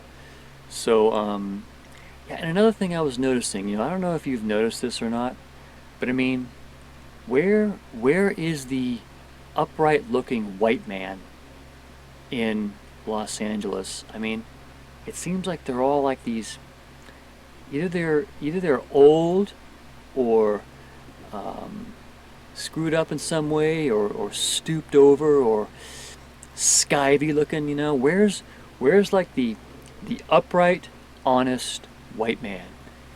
You don't see. I'm looking around. It's like, it's one thing I notice is there's no honest looking, upright looking, white guy that looks intelligent. They're not visible. They're all packed away in their executive buildings, and they almost would never come to the mall. It's like the only white guys you'll see are like, maybe like an occasional construction dude, or blue collar dude, but you don't see like the intelligent looking white man that isn't in a stuffed white collar shirt, or business attire, looking all it's all about money. There's no joy, there's no creativity. It's just all about money and getting all everywhere. You know what I'm talking about. So I don't know. Maybe I wonder what the vibe would be if I went to Britain, and saw, or Ireland or Germany or something like that, where there's a lot more white people around, and because it seems like it's just, and the rest are just all different colors from all different nations, but it's like I rarely see an upright looking with his eyes open, with his mind open looking white guy. I mean, tell me if I'm wrong. Look around. Where's the upright looking white man? Now, just a footnote on the first movie that I uploaded, the Myron C. Fagan movie talking about the Illuminati, which is an outstanding, best lecture on the Illuminati, New World Order I've ever heard. Now, not to indicate that I am a particular, like a Nazi Adolf Hitler fan, but I think that it's more complicated than what Myron says, that he was just an evil little rabble rouser, as he puts it. And I got a few comments from I would say Hitler loyalists, maybe neo-Nazi types, that were pissed at me for uploading that. But you know what, when I upload something, I don't necessarily agree with everything they say, but my feeling is that, because I read the book, and I'll probably comment on this more, but I wanted to hear what Adolf Hitler had to say, and there's a book you can get on Amazon called Triumph of Reason, and it has a bunch of the actual quotes of Adolf Hitler, and if you read it, what he says, it's quite intelligent, and we know that he's said it because these quotes also appeared in American newspapers before they were all turned against Germany. So and also in other printed publications. So we know that it wasn't something that they manufactured. He really did say this, and it's quite intelligent what he said. And he's not not somebody who's a rabble rouser. He's somebody who was thoughtful. And if the Illuminati did bring him into power, perhaps they discovered that there was more on the ball with him, that he was more intelligent than they expected. But it could have been, one thing I will say though, that if the Illuminati did bring him into power, it also calls into question his so-called economic reform and success, because it looks likely that if it is as Fagan says, Myron C. Fagan says, that the Illuminati noticed him and then brought him into power for the whole purpose of bringing about World War II, then it also makes sense that the Illuminati were behind the economic success, which would be necessary for him to build up his army and everything, and so that a World War II could take place, because they needed Germany again for another war to take place. So if that was the case, then it subtracts quite a bit from the credibility that Adolf Hitler had, at least as an economic reformer, which I would say does seem a little bit more likely than a sudden and total, unbelievable, miraculous economic recovery, end of unemployment and so forth. So we don't know what the story is. Maybe he did. I don't know. See, the problem is we don't know. And just because Myron says that this or that, and somebody else says something else, doesn't mean it's true. We don't really know what all fully happened. But I think it does make a little more sense that the reason why Hitler was such a success in such a short amount of time, and as Myron says, that they even got him out of jail and everything, that they would also prop him up and make sure that he was an economic success. I mean, not just giving him money, but making, freeing up capital, whatever, moving things in the right direction, so that he could bring about a world war cataclysm that would, for their purposes, as I think is very likely also from which matches the protocols, you should read them, the protocols of the learned elders of Zion. Pretty scary stuff, but it's actually quite intelligent, especially the first part talking about how man is so corrupt that this is a perfect strategy to formulate to gain total control. But in any case, so then we don't know what the full story then was with Adolf Hitler, whether he really led his country into a success on his own, or whether it was the Illuminati. And if the Illuminati didn't prop him up, then how popular would he have been? How much of a success would he have been? Surely there was a lot that he did on his own, and who knows, maybe he was more successful than the Illuminati thought that he would be. But the bottom line to it is that if he hadn't had such a rapid and massive success, he wouldn't have been prepared to go to war the way he did and have that whole machine behind him. So it does kind of make sense that it was an Illuminati propping him up, the whole banking scheme, just to get that whole war machine in place, so that the horrible devastation that could occur did. And again, it's completely disgusting what these world bankers are doing. And there's going to be justice. There's going to be a payback. I mean, it is just, it's beyond unconscionable. The only thing that keeps coming into my mind about it is that they are, it's like all these people that, like the thing that Myron talks about in Hollywood, joining the Communist Party, and all these various people that are joining in that whole thing, which the Communist Party and all that, that's just another name for Satanism, worshiping Satan, doing what Satan wants you to do. That's all it is, just another name for it, just like the Freemasons and Rosicrucians and all these various groups. It's all just joining Satan, joining in a group, agreeing to do evil and destruction to man. That's all it is. And these people probably maybe don't even know it consciously, but that's what it is. And that's what I think, like all these movie stars in Hollywood that joined the Communist Party, it's not that they really were into communism or whatever. It's just they just have to join a evil fraternity. That's the whole thing. And the powers that brought them to be, that gave them the success, that gave them the talent, that brought them into be, that same power, that same spirit was in them and brought them to their success. And so when Satan calls for them to join anything, whether it's the Freemasons or whether it's the Communist Party, they're going to do it. They're going to feel obligated to do it. And then, as Myron and his organization did, they brought them all into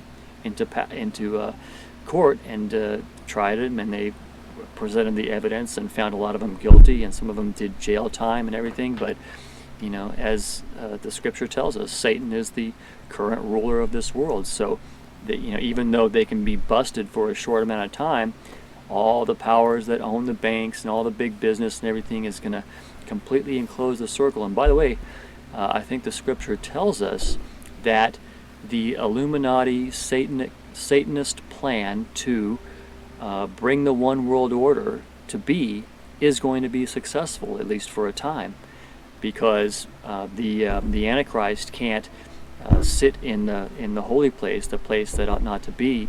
He ought not to be, as the Scripture says, the abomination of desolation in the temple. That can't happen unless they are successful in their New World Order scheme. So it could be exactly as the Ken Peters prophecy says, where they actually do get to the point where they can separate everybody and haul in Christians and put them under fire and say that if they don't renounce Jesus Christ, that they will be beheaded. And they actually will be.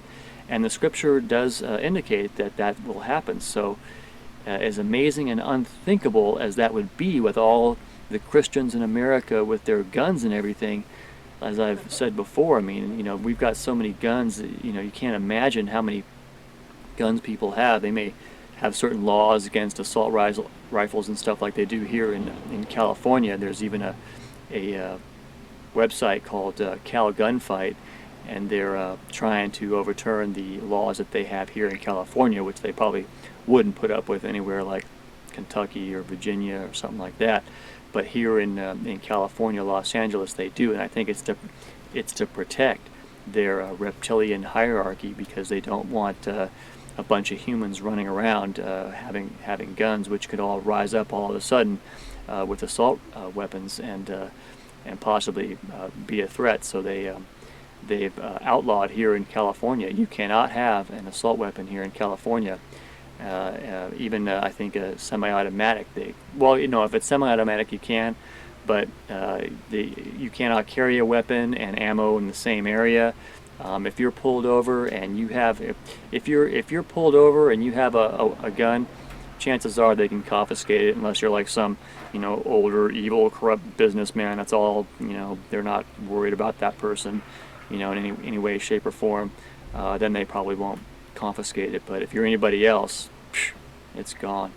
So don't spend your $1,500 on your brand new Glock or whatever. I wouldn't. And as I said, it's probably a bad idea too, because like I said in the movie The Predator, it's kind of like if you pick up the gun, they have an excuse to get you. And we know that as Christians, they can't harm a hair on your head. They may put you to death, but they can't harm a hair on your head. In other words, you will survive spiritually, but you won't survive spiritually if you pick up the gun, if you pick up the sword. He who kills with the sword must be killed with the sword. He who leads into captivity must be led into captivity.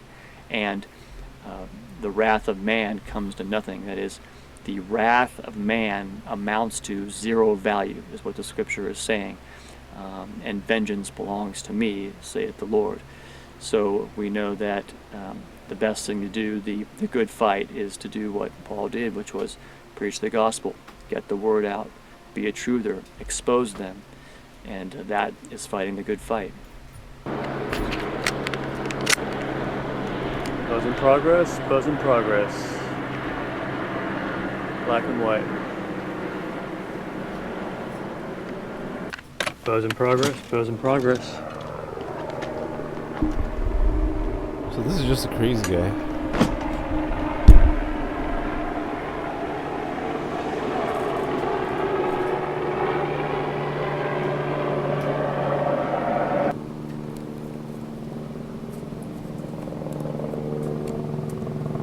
Here he comes back.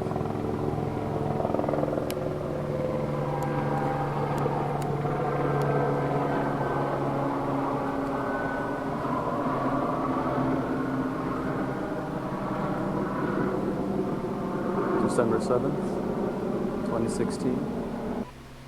The reptilians arrived here and again began to take over, instilled themselves in different places underground in the earth, and also this one part of them, the ruling part, took over and became involved in the politics and in the religion. Buzz in progress, buzz in progress.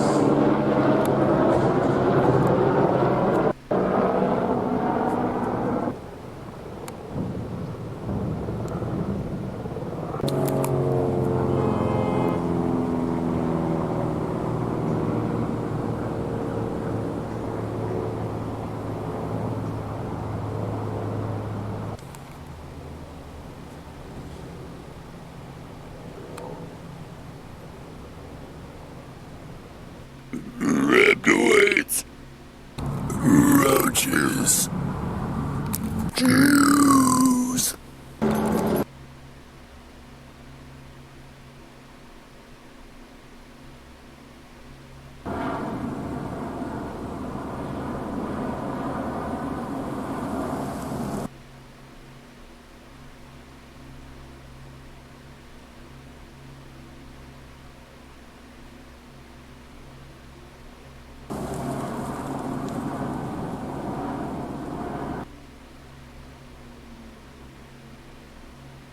Insiders, and when you look back at the texts that talk about the fact that this serpent race exists in planes unknown to man, just outside his frequency range, then there is a gathering mass of evidence. And I remember, I'll swear on a stack of Bibles, I remember a lizard man in that office. It was His Highness Draco something, I can't remember the other name. And he was about 6 foot, 7 foot tall, had sort of like scaly skin, humanoid. He walked erect like we do, had 2 arms, 2 legs. He had a tail, but it really didn't show most of the time. He had somewhat of a humanoid face, strange eyes, a big mouth, and, you know, looked like what you would expect if you're going to put together a lizard man.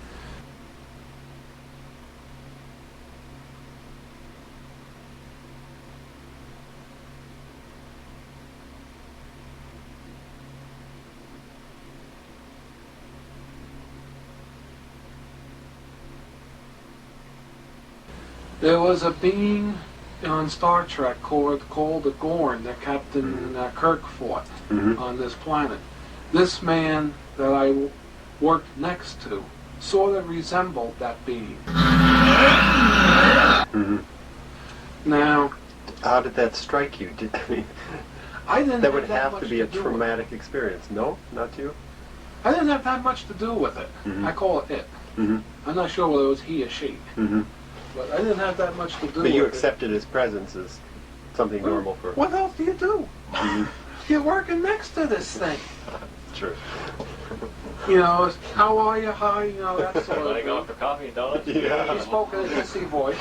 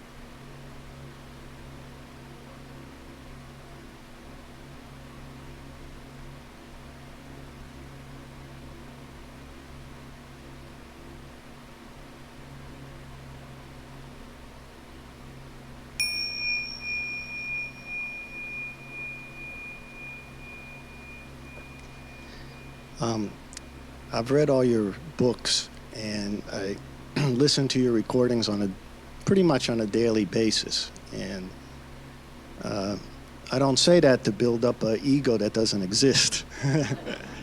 It leads into my question. What I find in trying to practice the power of now, trying to be conscious without thought, is a very heavy inner dialogue of all the principles and things that I've read, like, how should I do this? What would Eckhart say? And actually my thought process starts getting more active. And I think I'm losing the presence by that thought process. And then I think of your latest book with the cartoons, which I love, which I think there's one with a little bird in the tree. He's talking to the dog, and he's very upset. And the dog says, "What's wrong?" And the bird says, "Well, you know, I'm thinking about yesterday and this and that, and I'm worried about what's going to happen in a week, 2 weeks, about the future. What do I do? What do I do?" And the dog just looks at him and says, "Stop thinking." So how do I, it seems you try to stop thinking, and you read all this and you try to practice it, but yet in any given situation, I find that in order to get closer to practicing it or even practice it, it's causing a lot of thoughts to happen. So is that different kind of thoughts, or those thoughts that I should break that kind of habit, and if so, how? Okay, thank you.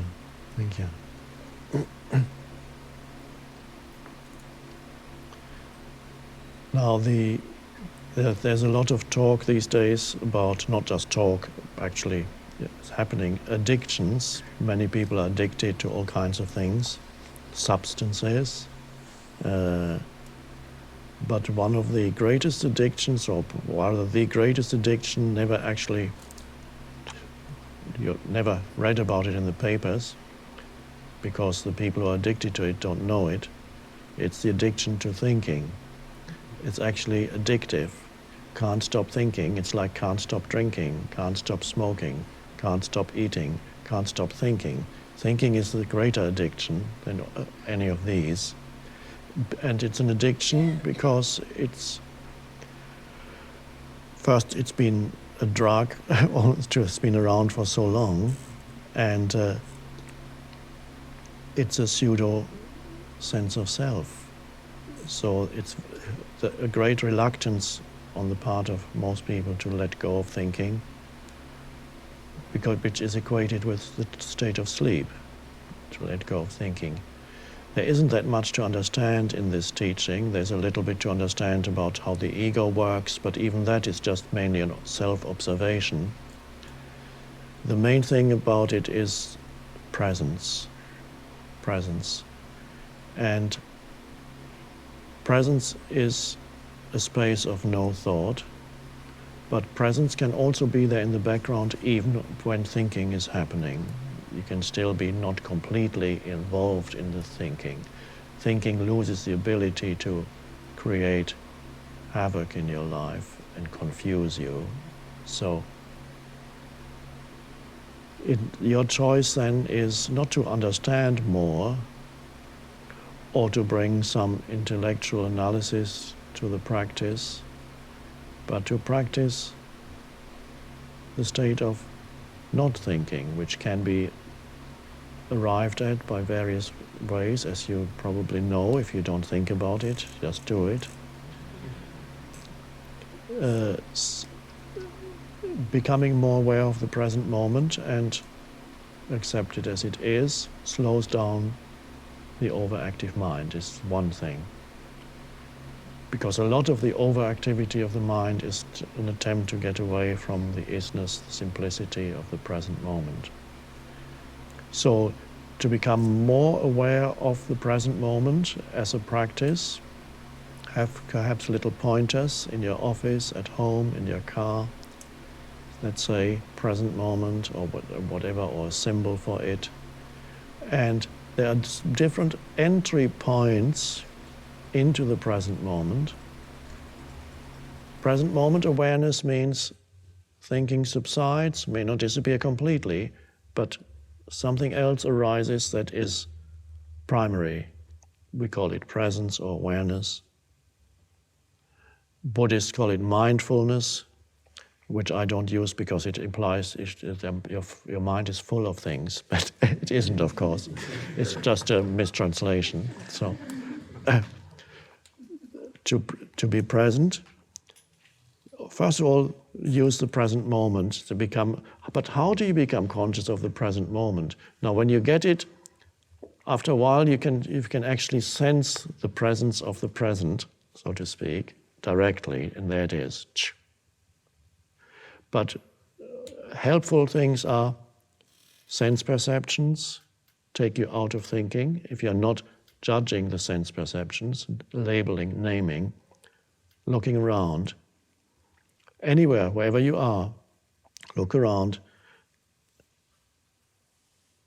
Practice sense perceptions without this compulsive interference of naming what you're perceiving.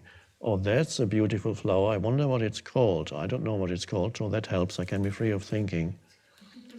If I know what it's called, I can say, oh, that's such, and then drop that. And see what it means to perceive without the interference of concepts, words. At this moment, for example, you're looking at me. Now, let's say, between now and now, were you thinking? No. Okay. And again, between now and now, were you thinking or present? No thought. And while I speak, do you need to think to understand what I'm saying, or can you just listen and understand it? Just listen. And this is what you're doing. And so that's part of the teaching and the function of the spiritual teacher. Imparting information is secondary. What I'm telling you now is secondary. What is primary is the underlying state of consciousness, which is presence. That's the teaching. But you can't talk about that. It's underlying. But a sign that it's working is that while you listen, there's no thought. There's just an alert presence. And when the so-called teacher stops speaking for a moment, the alert presence remains. It does not need to be filled with anything. Like now. What is there to think about? Nothing. Now, if we do this for longer, at some point, your mind will probably start up and think, how much longer is he going to sit there? And when that happens, you can allow your mind to say, how much longer is he going to sit there and say nothing, and then come back to presence. And then some other thought will come. What's this all about? And then you can allow that thought to arise and then be present again. Which means you're not really, your priority is no longer to follow the thought where it wants to take you, because the thought has a magnetic pull. It wants more of your consciousness, but it wants to grow, because it's a little entity. It wants to grow, so it wants your attention. And in subtle ways, it tries to get your attention. It says, it might even use a bodily feeling. It says, God, I'm hungry suddenly. Why didn't I need to eat something? And then you think of what restaurant am I going to afterwards? And so the presence is gone, you are gone, you are looking for a restaurant in your mind. Which means the thought used as some bodily thing to make thoughts out of it, completely pointless, because you can't find a restaurant because you're standing here. But it can use all kinds of things to manufacture more, to get your attention. And if you're not careful, if you don't know the mechanism, it's not so much an intellectual understanding, but a simple realization that this is what the mind does. It tries to pull you in. It's fine, that's what it does. Once you know that, you can allow a thought to arise without following it where it wants you to go, which is into another bigger thought and a bigger one. So then you become like my dog when it finds a scent. And then suddenly, even when the dog is off leash, usually she's fine, she just runs around you, but suddenly she picks up a scent and then she goes off completely unaware of surroundings or anything. He just follows it. And she could get lost. She goes off to the horizon sometimes, just disappears.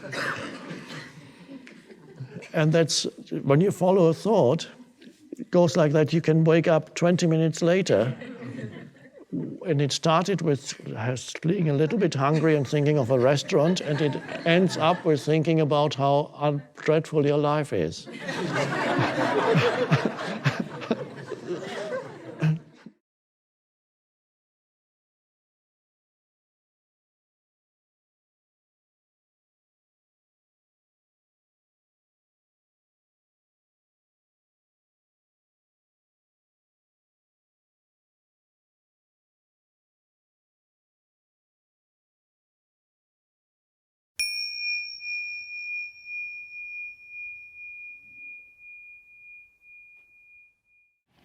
How can we break the addiction to negative thinking? And is there a way we can present this to our youth?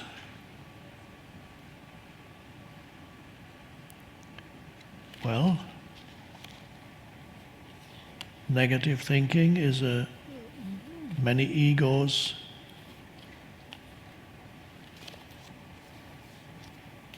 love negative thinking because it strengthens the ego. The pain body also is often involved in it because the pain body can either feed on other people's reactions towards you, which the pain body tries to provoke when it needs to replenish itself, then it feeds on the drama, or it can feed, if there's nobody around, on your thoughts. Negative. Every negative thought it gets in, oh, my life is so fucked up, it's so, God, it's so dreadful, can it get any worse?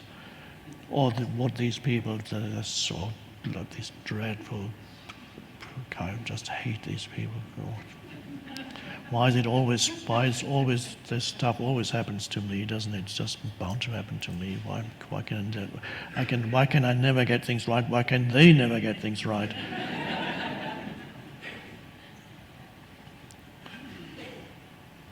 What he did to me, I just can't forget that. Let me tell you about it.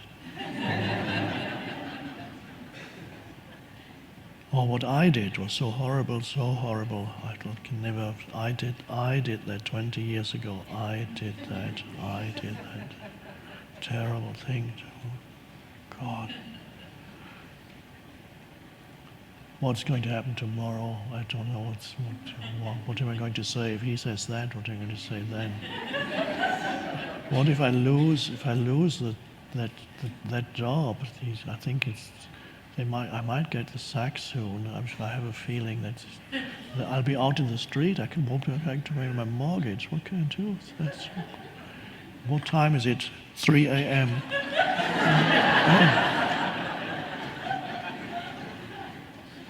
Oh, God. Oh, and then there's that other thing. God. I don't think I can take any more of this. Okay. On one level, there is an addiction to that. There is something in you that does not want to let go of that type of thinking. So,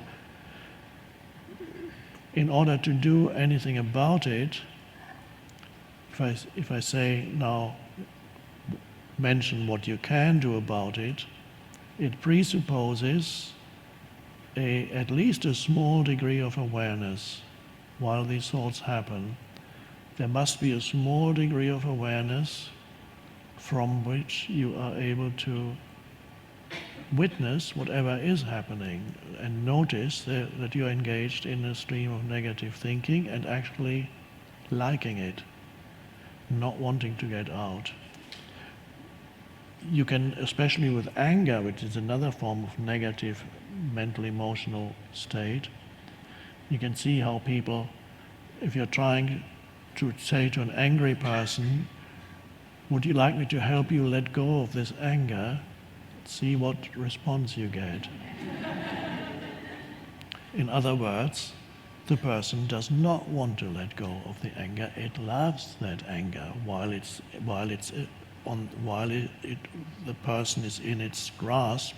It loves. It's the ego. The ego loves that anger because in an angry state, the ego gets inflated.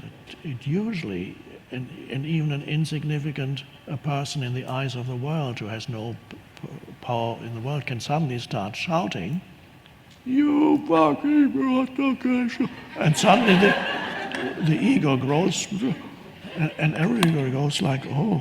And the ego says, "You see, I'm all powerful." Sometimes you see people in the street; they're going around shouting at everybody. That's their ego trip because they have nothing else. But for the ego, even that works. Don't approach that person and say, would you like to be in a peaceful state? I can give you some advice.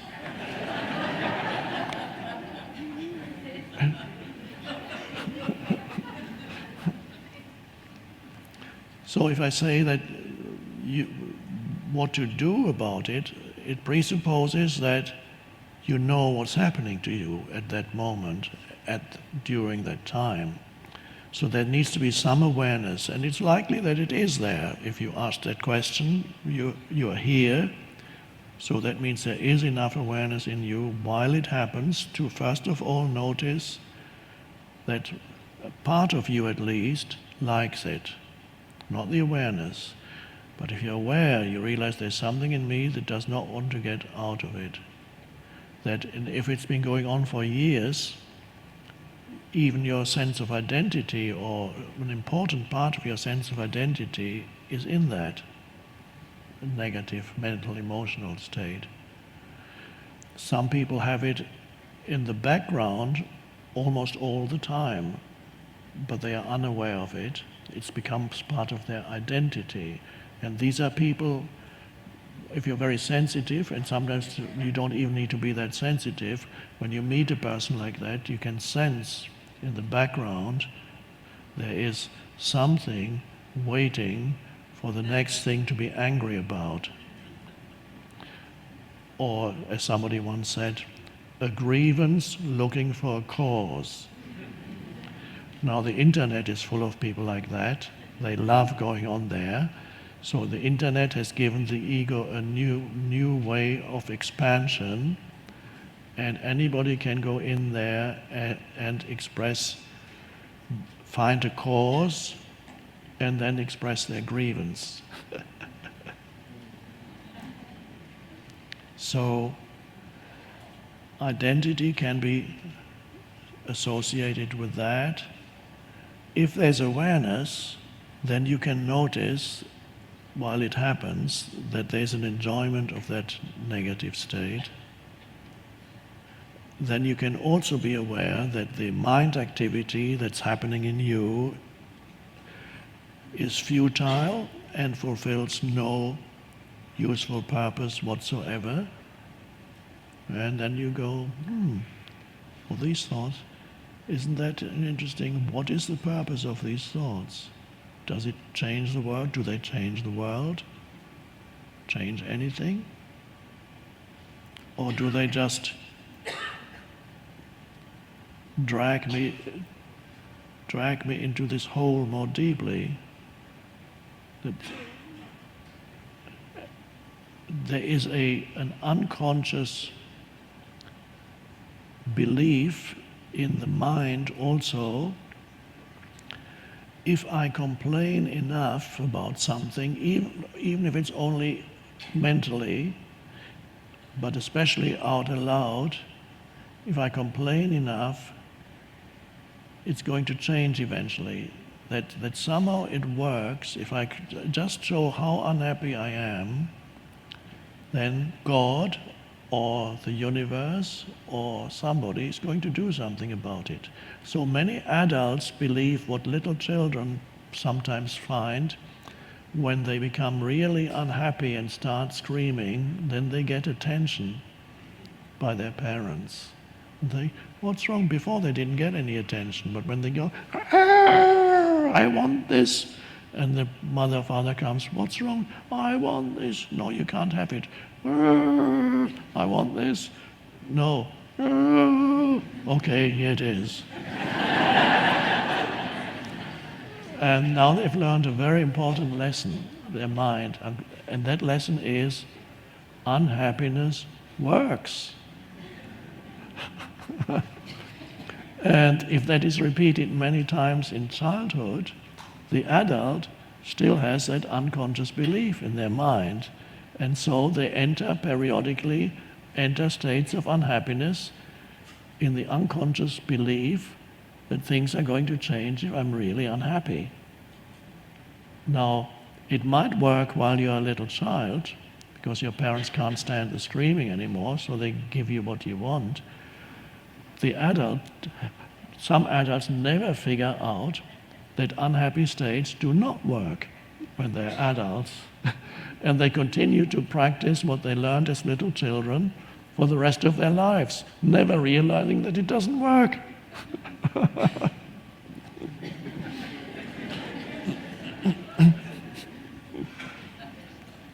So the recognition that negative thinking and unhappy states actually do nothing to change anything. If anything, they make it worse.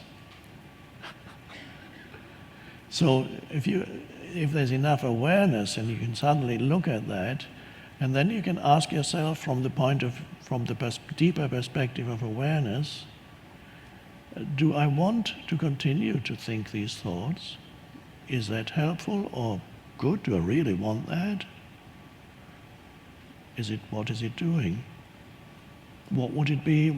How would I experience this situation without it? So you can, as awareness comes in, choice comes in. And then there are moments when you may be able to step out and just be present, and the negative mental emotional stream subsides, but it's not gone yet, because you don't get rid of it that easily. A few moments later, another thought comes into your head, and immediately a new train of negative thinking starts. And you can feel the pull of it. It can be very, very strong, especially if it's been in your life for a long time. You feel the pull of negative thinking. Come this way. This is so familiar. This is where you belong. This is who you are. And then you need awareness. So you can't fight the negative states, because that's another negative state. But you can be aware and see its futility, and ultimately see also how that you are addicted to it. But when you see it, you're not completely addicted anymore. You're only completely addicted when you don't see it. When you see it,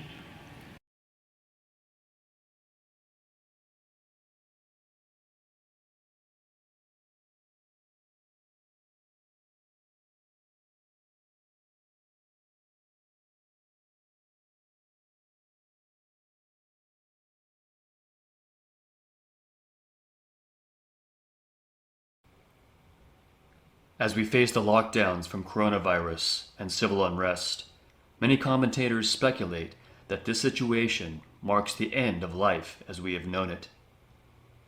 People are saying this is the new normal, and lockdowns may be permanent, as part of the deep state satanic agenda to enslave and finally depopulate us. This insanity, coupled with the Marxist riots, is arguably painting a bleak picture. And I am sure I am not alone in thinking this may very well be the end of the happy-go-lucky times before, and the beginning of the dreaded judgment, tribulation period. Revelation 9:6, and in those days men shall seek death, and shall not find it, and desire to die, and death shall flee from them. The sheer insanity of the situation with the coronavirus lockdowns and the Antifa riots causes me to think this is a judgment of the Lord.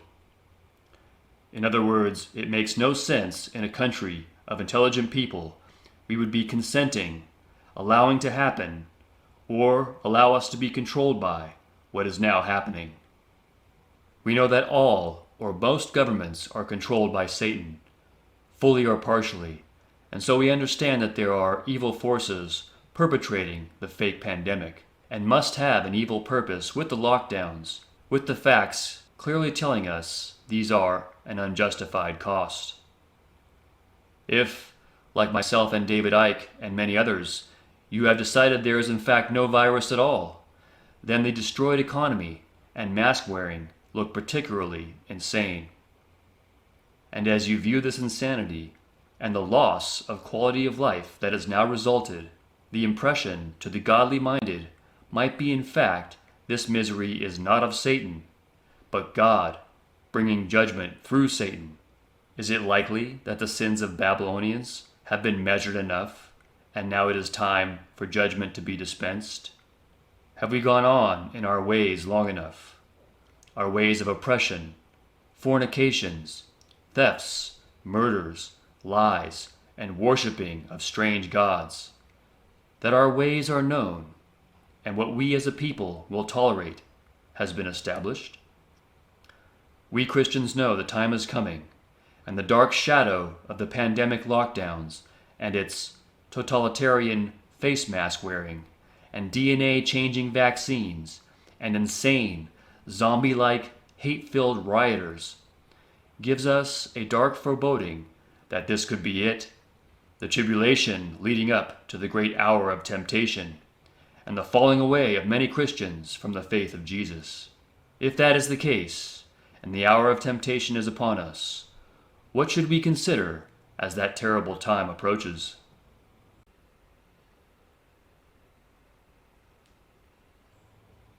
I have seen that, without a severe chastening, a sore punishment, or great humbling, a man will go on in his way, arrogant and self-assured. This is a problem, as we are all born in sin, and will lean towards sin eventually, if not fall into it by one of the many stumbling blocks put before us. But in truth, we were looking for sin and did not realize it. In truth, we were looking to rebel, though we did not realize it. For every soul knows there is a God who created him in the deepest part of their mind. And of those that do acknowledge him, there is an error without the severest of chastening, provable by Proverbs 6:23. Reproofs of instruction are the way of life. Those of us paying attention to prophecy and the witnesses of visions from God in this time know that there is a time coming in the earth, not too far away, when men will ask themselves, why has this great calamity befallen us? The truth of what we know is coming is unpleasant to the point of being unthinkable. Luke 21:5. And as some spake of the temple, how it was adorned with goodly stones and gifts, he said, As for these things which ye behold, the days will come in which there shall not be left one stone upon another that shall not be thrown down. And they asked him, saying, Master, when shall these things be? And what sign will there be when these things shall come to pass? And he said, Take heed that ye be not deceived, for many shall come in my name, saying, I am Christ, and the time draweth near. Go ye not after them. But when ye shall hear of wars and commotions, be not terrified, for these things must first come to pass, but the end is not by and by. Then said he unto them, Nation shall rise against nation, and kingdom against kingdom, and great earthquakes shall be in divers places, and famines, and pestilence, and fearful sights, and great signs shall there be from heaven. But before all these, they shall lay their hands on you, and persecute you, delivering you up to the synagogues, and into prisons, being brought before kings and rulers for my name's sake. And it shall turn to you for a testimony. Settle it therefore in your hearts, not to meditate before what ye shall answer. For I will give you a mouth and wisdom, which all your adversaries shall not be able to gainsay nor resist. And ye shall be betrayed both by parents and brethren, and kinsfolk, and friends, and some of you shall they cause to be put to death, and ye shall be hated of all men for my name's sake. But there shall not an hair of your head perish. In your patience possess ye your souls. And when ye shall see Jerusalem compassed with armies, then know that the desolation thereof is near. Then let them which are in Judea flee into the mountains, and let them which are in the midst of it depart out, and let not them that are in the countries enter thereinto. For these be the days of vengeance, that all things which are written may be fulfilled. But woe unto them that are with child, and to them that give suck in those days, for there shall be great distress in the land, and wrath upon this people. And they shall fall by the edge of the sword, and shall be led away captive into all nations. And Jerusalem shall be trodden down of the Gentiles, until the times of the Gentiles be fulfilled. And there shall be signs in the sun, and in the moon, and in the stars, and upon the earth, distress of nations, with perplexity, the sea and the waves roaring, men's hearts failing them for fear, and for looking after those things which are coming on the earth. For the powers of heaven shall be shaken. And then shall they see the Son of Man coming in a cloud with power and great glory.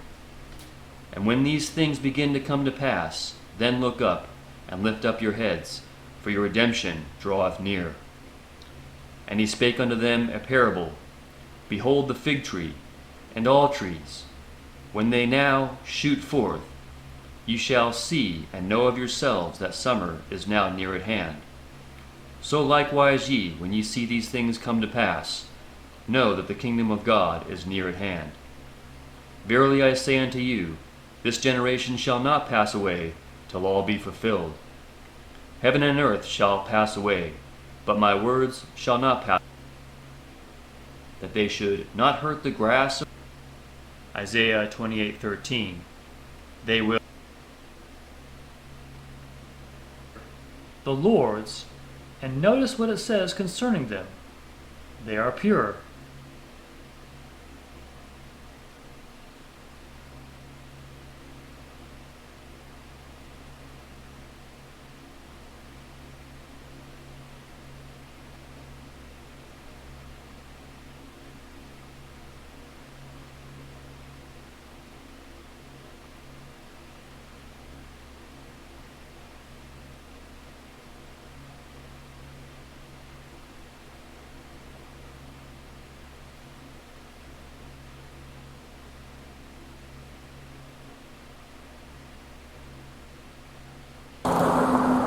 Hello, America.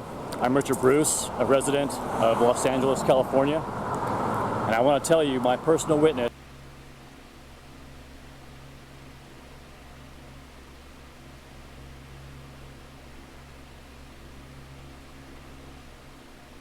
Reading technology. Now you say, well, that's great, Mr. Bruce, but you know, where's your proof? Don't have any. Let me tell you what happened. This is how I know that they have it. So in 2013, actually late 2012, I discovered reptilian shapeshifting on YouTube. It's a subject that I thought was lunatics having fun with Photoshop and trying to make aliens where there weren't any. But in fact, after taking apart footage, I realized they were onto something, and in an in-depth report on the movie The Matrix, I uploaded a follow-up report to somebody else who had done a report on it, a study on it, and sure enough, there were reptilian claws, fangs, tiles, and slit eyes that could not be explained away as some kind of video error because you can clearly see it as a beast feature. Turns out what I believe it is, for the most part, there's two different things that we're seeing. Demonic distortion, which is indwelling spirits that manifest on video. Anybody can do it. You can do it with a simple flip video camcorder like I'm using right now. And you can video yourself in low light and enough light so you can see, but weaker photonic situation. In other words, you know, not bright lights. And indoors works the best. And then you take it apart frame by frame. I found that the easiest way to see it is to go through it frame by frame in your video editor, pressing one frame in advance, and then you put the video camera against the LCD, and that's how you can really see it. You can start to see the face will morph into the various beasts that you are. In my case, how I knew about all this is because I began to see it on myself. At first I thought it was my imagination. Oh my God, I'm a shapeshifter like these people and these movie stars that I've been busting. But then I figured it out, that because I know I'm not a physical shapeshifter, what these features are is some kind of visual manifestation of an indwelling beast. So it's like the beast characters, such as the reptilian. At least that's one beast, because it turns out there's multiple aspects of them. So what happens is apparently the features, like say of a lizard man, start to graft themselves onto my face. So you'll see like a tile running down the side of my face, like I'm a lizard man, except I know I'm not. It's not a matter of lizard DNA. It's a matter of an indwelling spiritual being.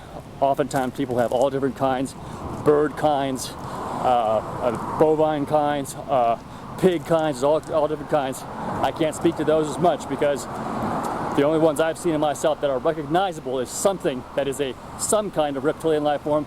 Don't know exactly what it is. Anyway, I want to get to the point here, which is that I found out that they have society-wide mind control, because what happened was immediately when I uploaded this material, a video study, which I did with a simple video camcorder like the one I'm using right now, and a simple $100 video editor. And when I uploaded my first study of it, I immediately became a target. Okay, so a target is, you may have heard of targeting or gang stalking. I heard these items peripherally when I was look on YouTube, but I didn't have any idea what it was until it happened to me. It's a government-run program. It's completely infused into law enforcement. I know that they're not all in on it because I had family members that were in the Los Angeles Police Department that I know were not part of it, because I just don't think that they would tell them. That, you know, I knew him, you know, and it just wasn't something that he'd be a part of. But I think he was brainwashed a little bit, you know, because like I tried to talk to him a little bit about it, and man, he bam shut down on me. So let me tell you about this. How I know that they've got society-wide mind control, because it makes sense. And by the way, I'm kind of overreaching a little bit with society-wide, but what I understand I put together from information that I got from other sources that it wasn't just me.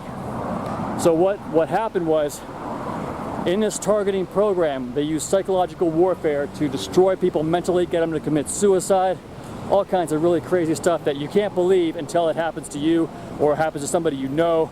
And because what they do is they isolate people with this. When they drive you crazy with all this stuff, directed energy weapons, they burn people. Right now, I just started expanding my friends list on Facebook. I don't recommend using it. It's bad for you, but on the other hand, it's a way to get your word out. It's a way to find out information. And there's so many people that are targeted. You just can't believe. It's worldwide in all developed countries. It's probably not happening like way out in the bush somewhere in these tribes. You know, it's probably not happening there.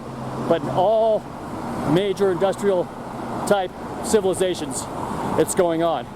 And I mean, the elements of it are consistent. Energy weapons, voice to skull, so people hear voices. So you guys say that's schizophrenia. That's what they try to do. They try to label you as crazy or whatnot. All kinds of stuff that adds up. People get burns from directed energy weapons.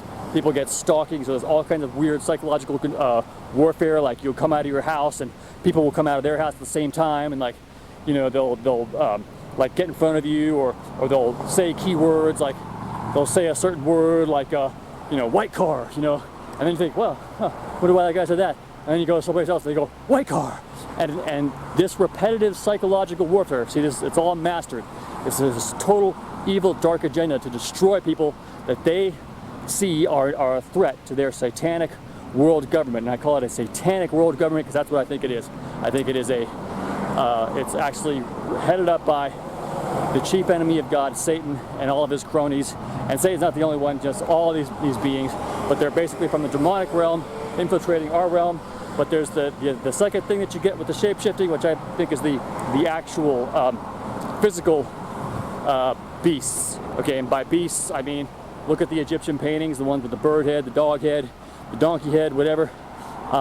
These beasts do still in fact live in the flesh, off-world and here on Earth, with technology to hide their actual appearance.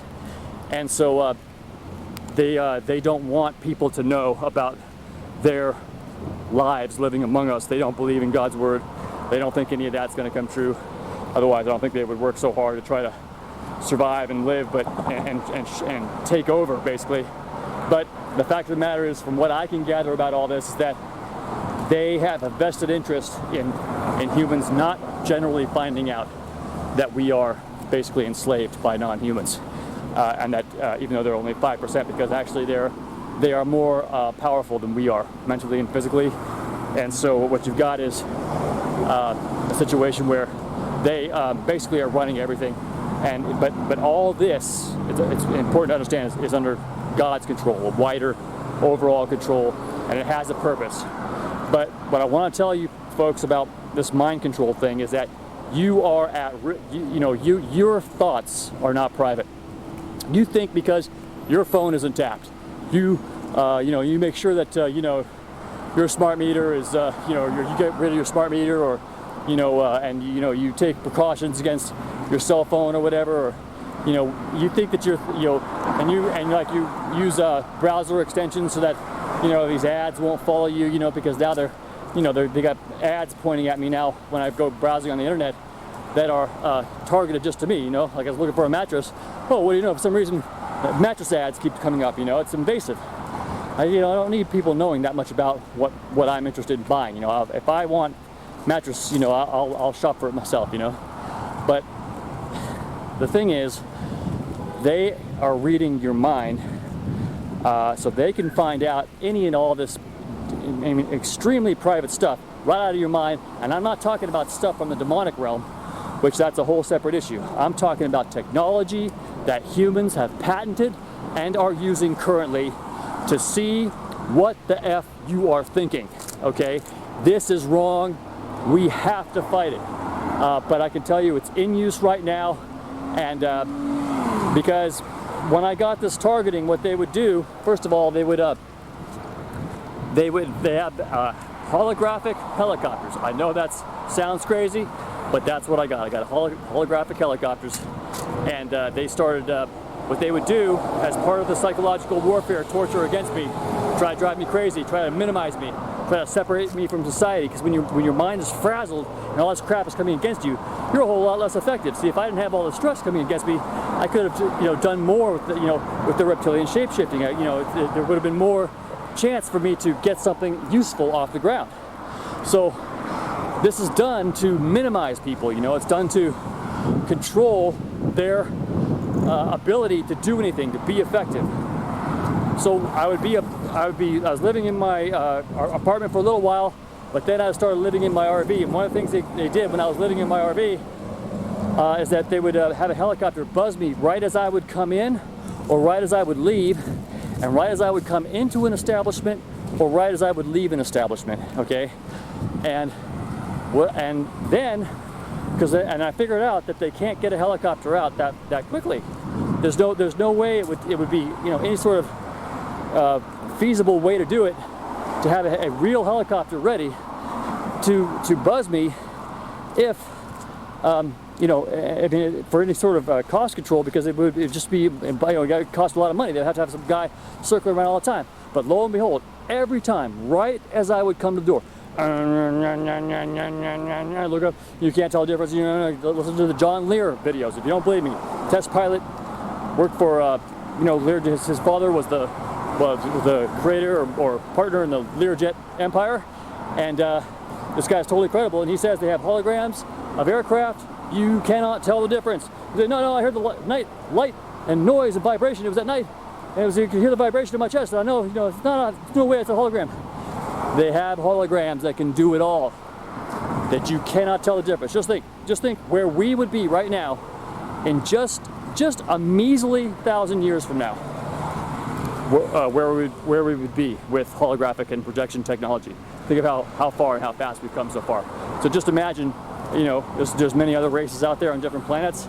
They all have us duped, but they have a shield grid around the planet, and they're saying that there's no extraterrestrials, or only some. They have like an agreement with these various other ones that are here doing experiments. All this other crap. It's very complicated, but I want to just stick to the point, which is that they also, what they would do, because I'll have like a thought, I'll have like an angry thought that's probably dredged up by a demon or something, like a demon of violence, and I'll think of a violent thought, I'll think like, like this guy really pissed me off, and I just had the thought in my head of taking and running him over in my car.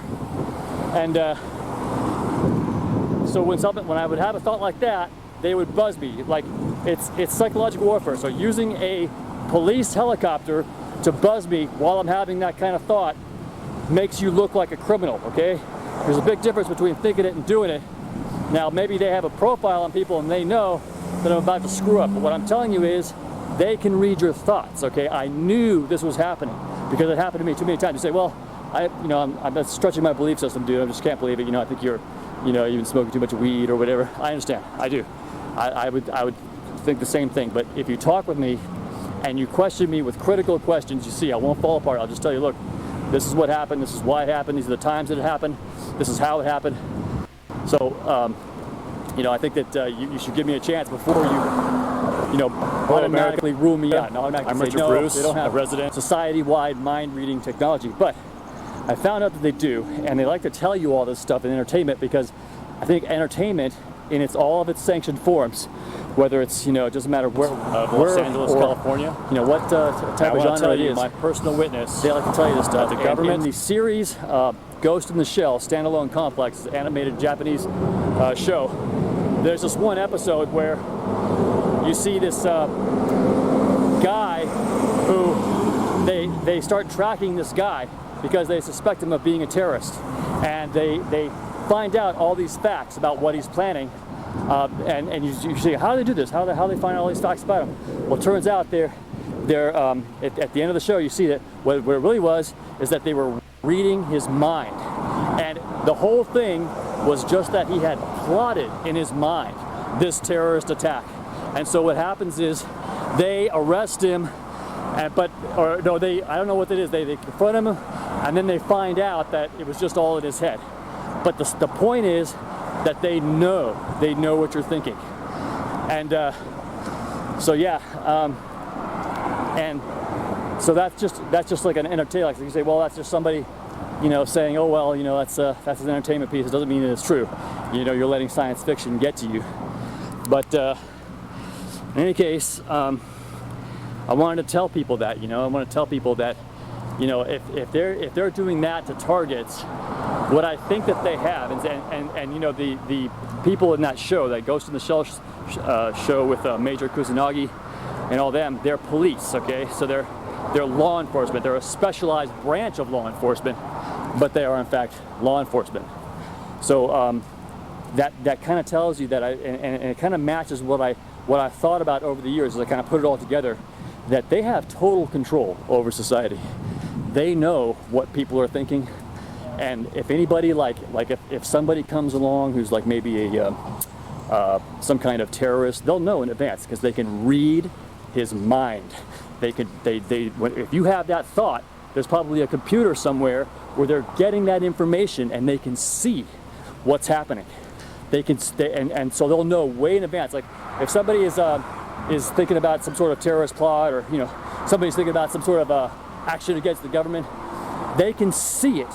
It'll come up like you think that they have something advanced when they read keywords in your email, because they're reading all your email, right? Oh yeah, boy, get a free email at Gmail. All right, that's great. But even if you don't have that, I think they have advanced tools where they can read everything that you're doing online, regardless whether you have Gmail or encrypto mail. I mean, maybe they can, you can keep somebody from actually, hacking your mail. Somebody that's not one of these Illuminati reptilian-led people, they can, can prevent that. But the higher ups, the ones that are, basically underlings of the reptilian class that rule our planet, you're not going to hide a whole lot from them, because not only that, but they have control over the remote viewers, and they have control over the humans with the technology, the mind-reading technology. They can use, if you show up as a possible threat, you see, they'll know the thoughts of all the people that are out there. So if your thoughts, like if you start to think, this society is kind of messed up, I don't know if I want to, put up with this. Maybe I'll start protesting, or, maybe I'll start a company that, addresses the problem of free energy that's being kept from us, because we're seeing enough information now to know we've had 0-point energy for a long time, and we're not using it. And it seems like every time you hear somebody on YouTube that has a invention, And they try to get out there. Oh, gee, I don't see it down at Home Depot. You know, there's just a battery, which you know is a bad bargain. You buy this big old expensive battery. All right, $300 for a specialized battery. Guess what? It goes dead after about 1.5 years or 2 years, maybe, if you're lucky. So you think, well, okay, you know, I think I want to start a free energy, you know, 0 point energy thing, and if it, you know, if they can do it, I'm pretty good with electronics. I can do it, you know. So you make this thing, and but see, they saw you coming way in advance. So what they'll do is they will have a whole gang stalking plan rolled out to make sure that anybody that you're talking to will have negative thoughts about you. They'll spread rumors. They'll stop anybody that was going to help you from helping you. They'll send you. They may if they figure, well, you know, if we can't redirect them into our satanic reptilian program, well, we'll take and irradiate them. You know, do directed energy weapons. Do a targeting program, because I think what they try to do is they try to recruit you. You know, they want you to, you know, they're like the board. They like to assimilate you see, but you know, if it doesn't work, then there's all out destruction. And right away, I think, like, see, I didn't join society in the way normal people do. I didn't do it. You know, they probably already, I think I was already on the suspected target list, because I just wouldn't go along with it. So I started living in my RV because there was no other place to go. And because I mean, I couldn't afford rent, and I didn't like the situation that I was in, whatever, blah blah blah. And so I was an outsider, and that's the kind of person they don't want. That's the kind of person who they want to, you know, somebody who's an independent thinker, somebody who says, wait a minute, this is all bullshit, because it is. And so they target that person, and that person is destroyed. And and some people, they don't even know why they're targeted, why they're getting directed energy weapons. It's probably because they saw you coming way in advance. They even have time control. That's the other thing I realized they have. Listen to this. There's 2 6-hour-long videos, one from Al Bielek and the other from Andrew Basagio, and he has a couple other ones. These are pretty, you know, high-level people. They are very intelligent. They are very competent. And if you listen to their videos carefully and you think about it, holy crap, they have time control. But it's not 100%. I think it's like remote viewing. You know, it's kind of hit and miss. They can do some things, but they can't do other things. Like, they don't have absolute control. But just the ability to see that somebody is an enemy is all they need to enact their targeting program. So even if you haven't done anything wrong, not a thing wrong to anybody, you haven't committed a crime, which I didn't, but apparently I broke their law about revealing the non-humans living among us, because they don't want people to know that. Because as long as people don't take the thought that there are non-humans that are living among us and controlling us seriously, then they are a lot safer than if humans do wake up and realize that we got non-humans living among us, because they'll finally stand the F up and do something about it. Consider this about the mind-reading technology. Your innermost private thoughts are not private, okay? So that means that it's a total invasion of your privacy. Just think, you know, they can know who that you may be having the hots for. They may know your sexual orientation. They may know your innermost fantasies. And so as a part of their way to control society, they can see all that stuff, and they could use it against you. Like, they could have some, you know, guy come to you, like, let's just say that they wanted to get you for a position in a company, but you wanted to work for this other company. Some guy could come to you and say, hey, you want people to know about your fantasy, about whatever it is, your weird fantasy that you're into, and expose it, and everybody will know. And the person will be so freaked out that this guy knows it, and he could give some other bullshit story like it's witchcraft or something else. And I'm not saying witchcraft isn't real, but I'm just saying he could say anything, but he'll be so freaked out and doesn't want people to know, it doesn't matter, that he may, you know, chances are he'll play ball, because most people do. That's why we have this society the way it is. Most people play ball. In other words, as I said, the police have mind-reading technology. Think about how unconstitutional that is.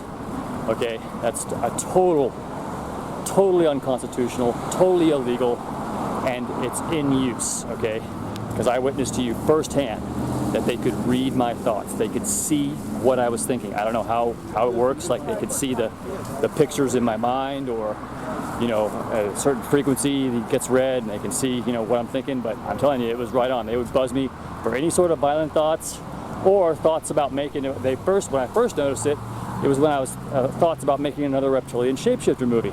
I'd be like, yeah, okay, I think I'm gonna start thinking about what movie I'm gonna bust next. And all of a sudden,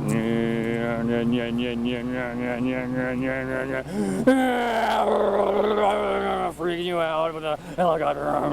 Okay, I mean, this really happened, friends. And so I'm warning you. This is not just no laughing matter. I mean, I hear that I got a petition getting around that they're banning facial recognition. Okay, and this is good. And we have passed laws in the past which have prevented a lot of this stuff from going on. But if we don't stand up and realize that they do in fact have this stuff, okay, mind reading technology, okay. I mean, I can't tell the average guy on the street this, because you know what'll happen? He'll think I'm smoking too much weed. But it happened to me personally. That's how I know. And I'm a skeptic too. People tell me these far out stories. They're bored. They've been watching a lot of sci-fi. And you can see a lot of them. They're straight up nuts. I mean, not like fully crazy, but they just imagine things that aren't real. Well, I'm telling you, dude, and dudettes who might be watching this, my fellow Americans, this is BS, and we gotta stop it. They're reading our minds. They can see what's in your head, and that's not right. That's not the America that our fathers fought for. No way. I command all devils to stop all targeting now. He said the sergeant shapeshifted in front of him, turned into a reptile.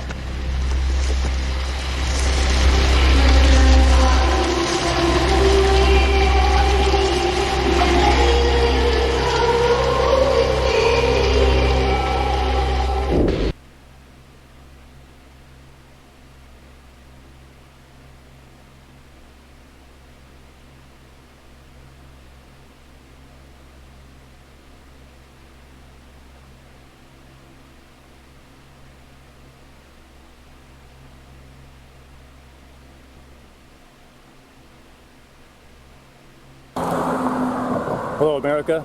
I'm Richard Bruce, a resident of Los Angeles, California.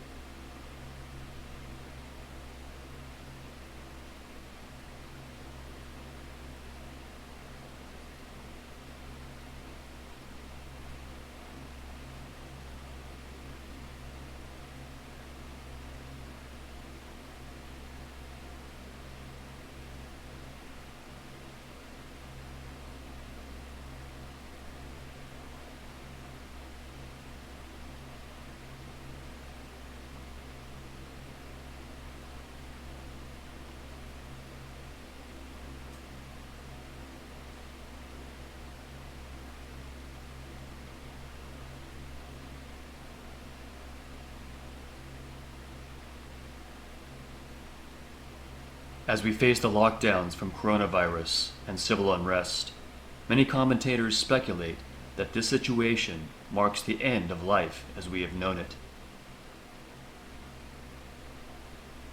Okay, let's read here a little bit from Acts 16:14, and it says, "And a certain woman named Lydia, a seller of purple," which I think is a type of material, "of the city of Thyatira, which worshipped God, heard us, whose heart the Lord opened, and she attended unto the things which were spoken of Paul.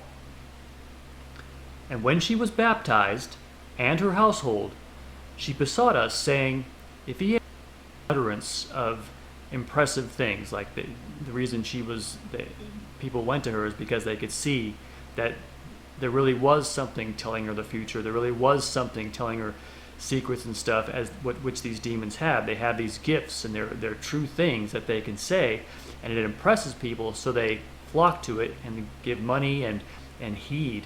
But ultimately, it leads to evil. And it is very clear from the scripture that we are not to engage in any of that, either to be doing it, of course, or to be listening to it, very clearly in the scripture. And God doesn't tell us this because he doesn't want us to have fun. No, that's not it. It's because he wants us to avoid evil. And it's another known it.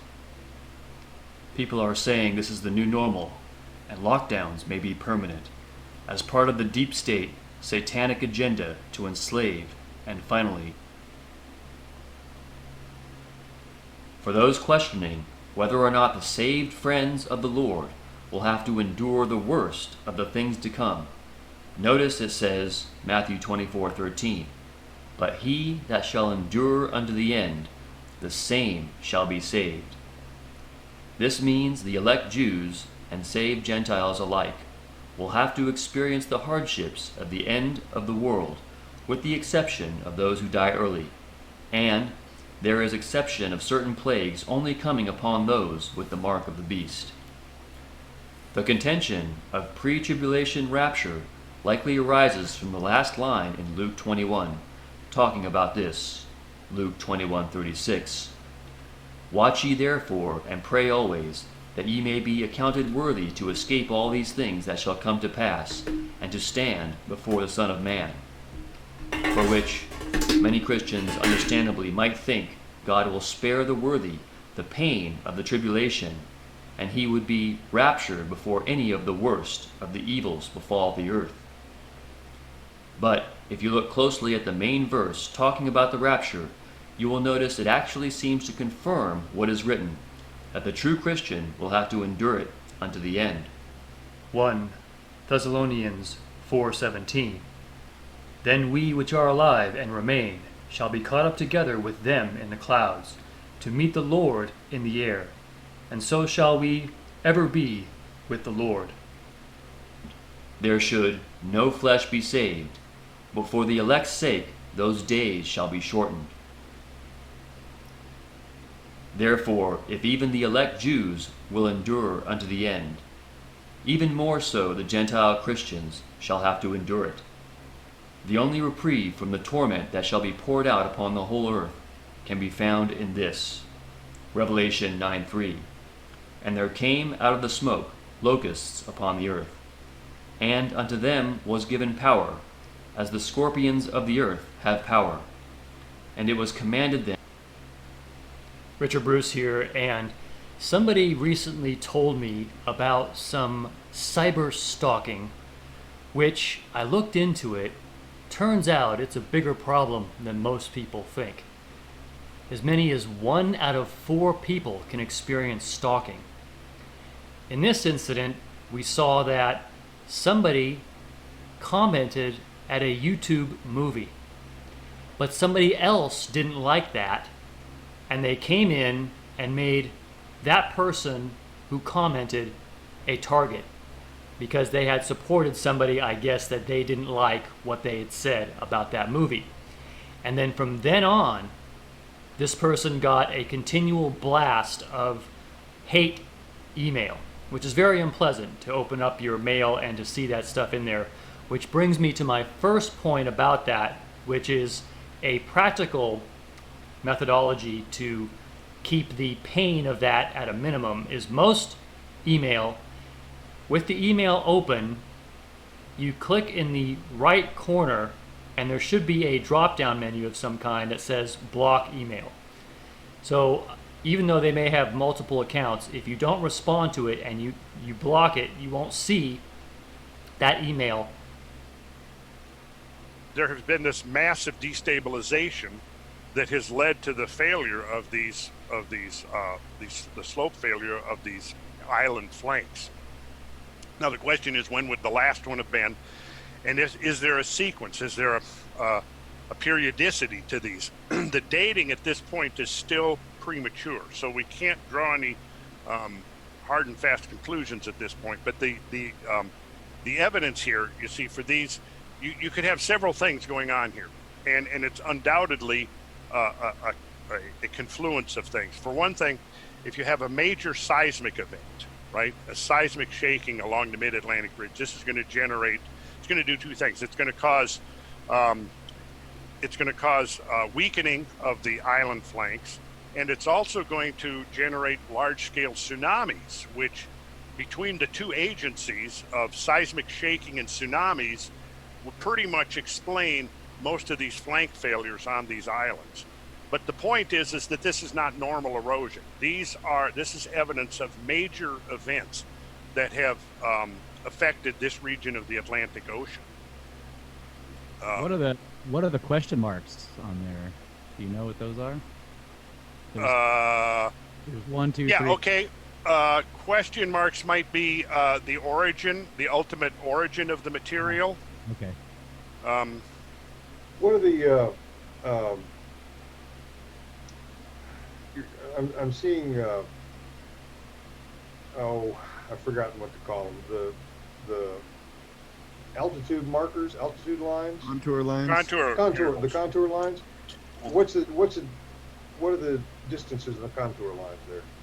Well, let's see. We can tell you the distances. I mean, I can tell you you've got latitude lines here like 28 degrees and 29 degrees. So, you're probably looking at them from, let's see here, we can do it real quick. Elevation changes? Is that what you mean? Yeah, the contour lines are going to be elevation changes. Right, that's what I'm asking. And they're generally spaced a given distance. So I'm just wondering what the distance is on those. Oh, okay. I thought they were like 20 feet or something like that. No, these are going to be more than that. Yeah.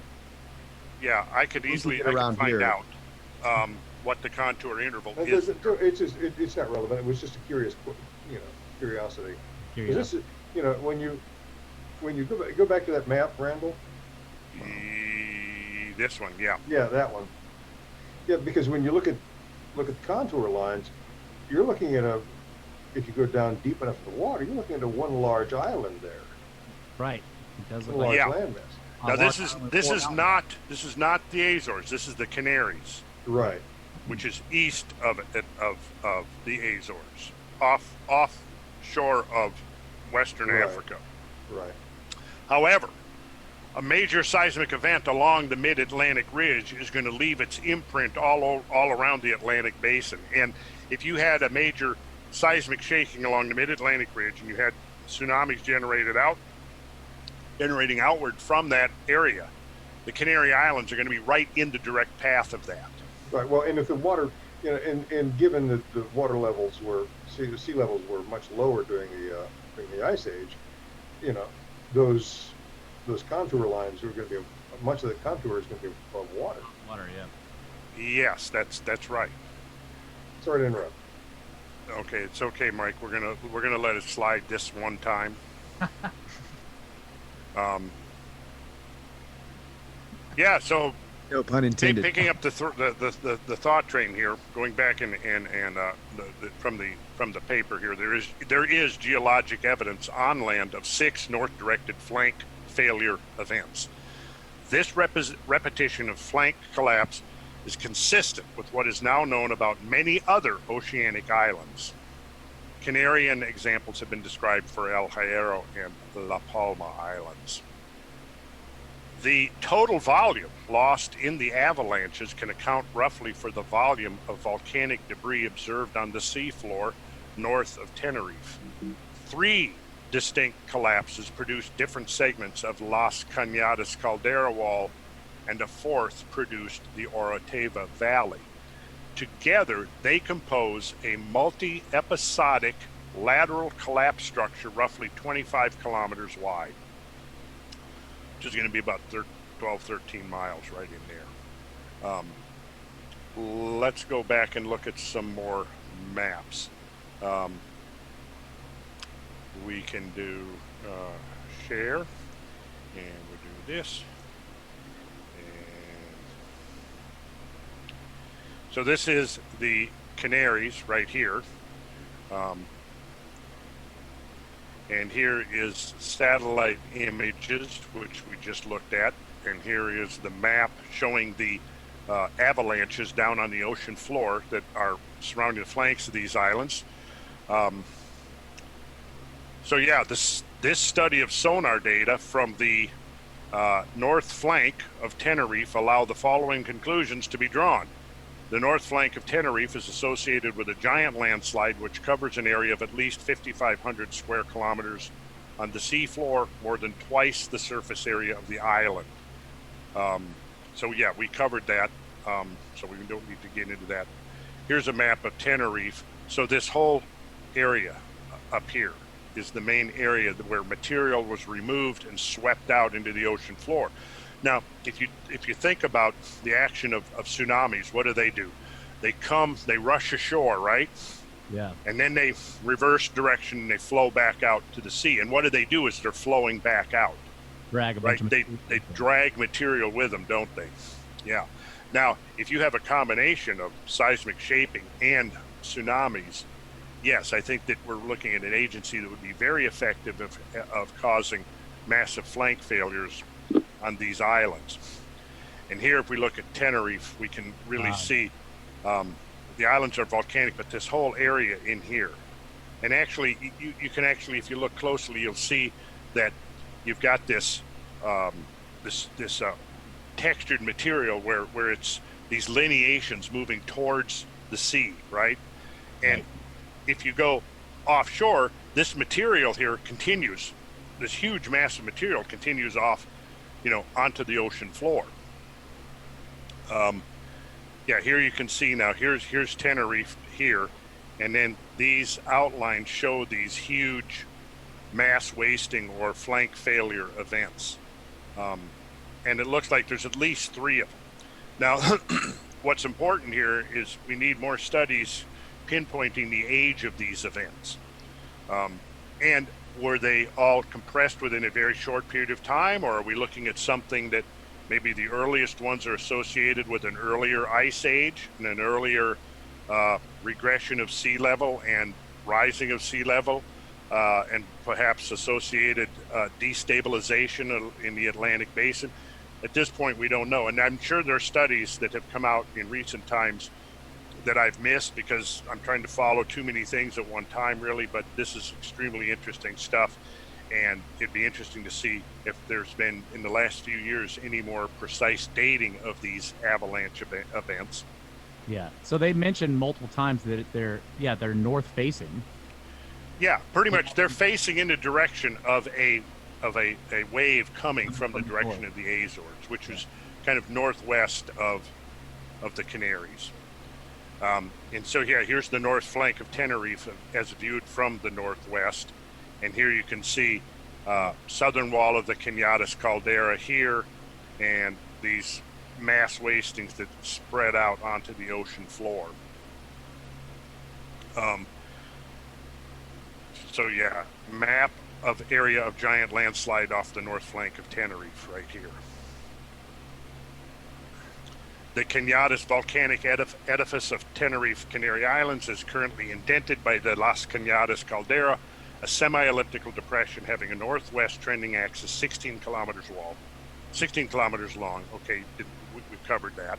We've covered all of this.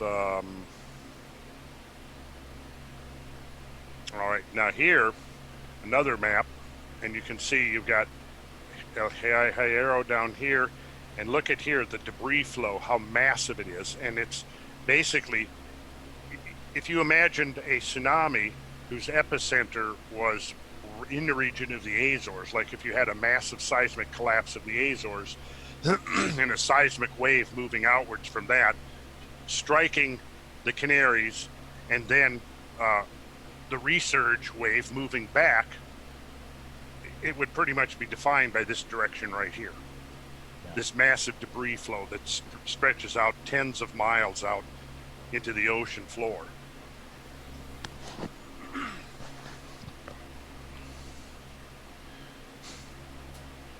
Yeah, now here you can see El Hierro, the collapse feature right here. It's very plain to see.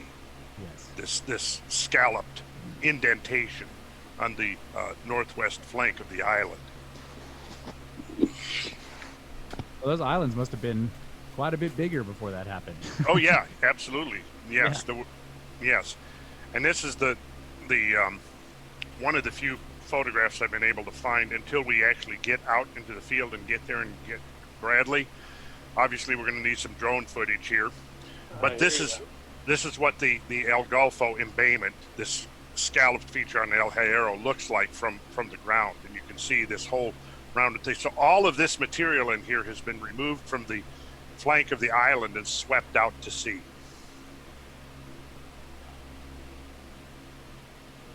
So and there's good evidence. I take it from some of the excerpts you're reading from the paper. There's good evidence that those events took place all at once. Like it wasn't. This is not a gradualist thing. Yes. Well, yes. For example, what we're seeing here, if we go back to this image right here,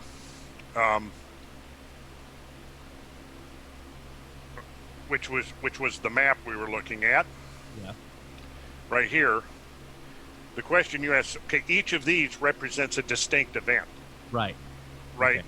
So, right, when we look at Tenerife, we see that there's at least 3 distinct events there. Yes. And then this Teno would possibly be a 4th. This Anaga would possibly even be a 5th. Right. So yeah, all of these are not one big event, but 1, 2, 3, 5 discrete events. The question is how much time elapsed between each event and when was the most recent one? Yes. So that is the critical question that we're interested in here.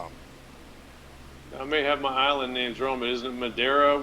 There's another one of the Canary Islands that they've said for years has a flank that's ready to slide off at any time. Yeah, that's it's one of the Canaries. Yeah, it and would I create think a huge it's tsunami that would.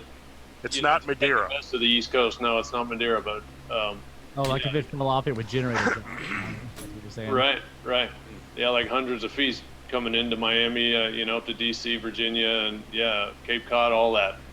I don't see how it can propagate and grow instead of shrink across that distance. But I've seen several, documentary shows talking about the danger of that. That could be any time, any moment that flank could collapse. Now, but the limited dating that does exist is quite suggestive. Now, this is from a study that appeared in the journal Geology in 1996, discussing the catastrophic collapse of the volcanic island El Hierro and the history of landslides in the Canary Islands. This is what he says in the abstract. Landslides play an important role in the evolution of many volcanic islands, producing huge fields of blocky volcanic debris on their submarine slopes. Side-scan sonar images presented in this paper provide evidence for a large debris avalanche, El Golfo, on the northern flank of Hierro Island in the Canary Islands. Angular blocks, get this, as much as 1.2 kilometers across and 200 meters high. So that would be... Those are big blocks. Those are like 4,000 feet across, right? And say 700 and some feet high. That's a big block. Yeah, that's a very big block. Huge block. So angular blocks as much as 1.2 kilometers across and 200 meters high cover the debris avalanche surface. El Golfo avalanche is related to both the Canary debris flow and volcaniclastic turbidite found in the Madeira abyssal plain 600 kilometers west of the Canaries. Let's back up. Volcaniclastic. Clastic just means chunks of rock, basically, right? Pieces of rock. Volcaniclastic means that it's related to genesis through volcanism, probably a volcanic eruption. So you've got, again, I'll read that. El Golfo avalanche is related to both the Canary debris flow and a volcaniclastic turbidite. Just think of turbidity, huge, chaotic water flows across the bottom of the sea, right? Picking up and moving lots of sediment, right?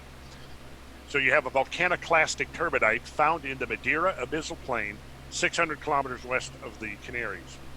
Dating, now here's where it gets interesting. Dating of the turbidite and the failure scarp onshore indicates that the failure probably occurred between 13,000 and 17,000 years ago, which puts it damn close.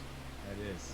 And 13,000, of course, puts it right there at the Younger Dryas boundary. So if this dating turns out to be typical of some of these landslides, we're getting, that would go a long way towards showing that there were seriously catastrophic events in the Atlantic Ocean basin at the end of the last ice age, which puts these catastrophic events within a millennium or two. And of course, you know, the error bar of this dating might be 1,000 years or more. Right. So we can't rule out that you know, this dating might be consistent with the subsidence of Atlantis. Yeah, and then there was the other one you read where there was one of the landslides had a sediment load on top of the tongue of it, or Yeah. the toe of it. They said that was roughly 20,000 years old, which is still ballpark. So. Which is still ballpark, yeah, exactly. Yes, on sediment dropping from the ocean, yeah. And then here we have a from the side scan sonar, surface of the debris avalanche from El Hierro.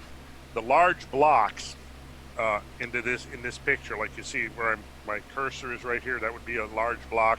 Some of these large blocks, I know you can't tell because of the scale invariant nature of these geological phenomena. These large blocks are up to about 3,000 feet across.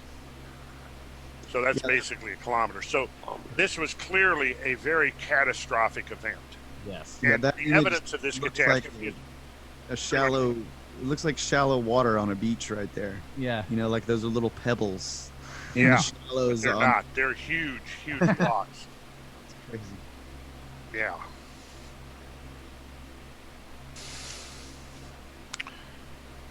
Yeah, I can't imagine a 3,000 foot wide block splashing into the ocean. Imagine seeing that. That would be awesome. So, just out of curiosity, how are they dating the turbidite? Like, is it? I mean, I would have to go back into the paper to find out the exact method that they. I mean, I guess the there could dating be. of the turbidite and the failure scarp onshore indicates that the failure probably occurred between 13 and 17,000 years ago. I can find out.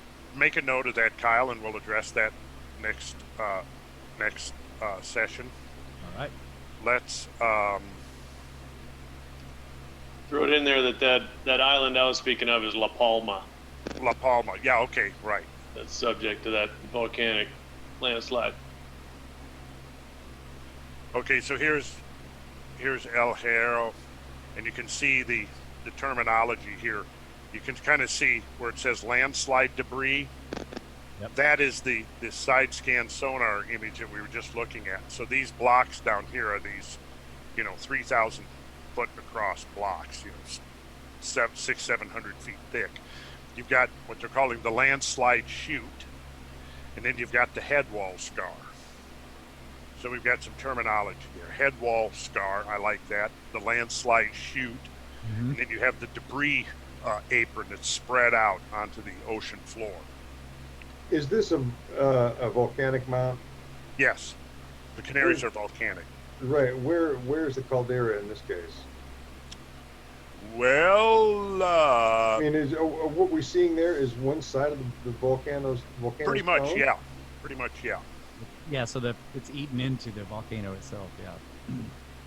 Yes. So And one side of the volcanic cone has collapsed. The completely wall. collapsed. Yes. That's amazing.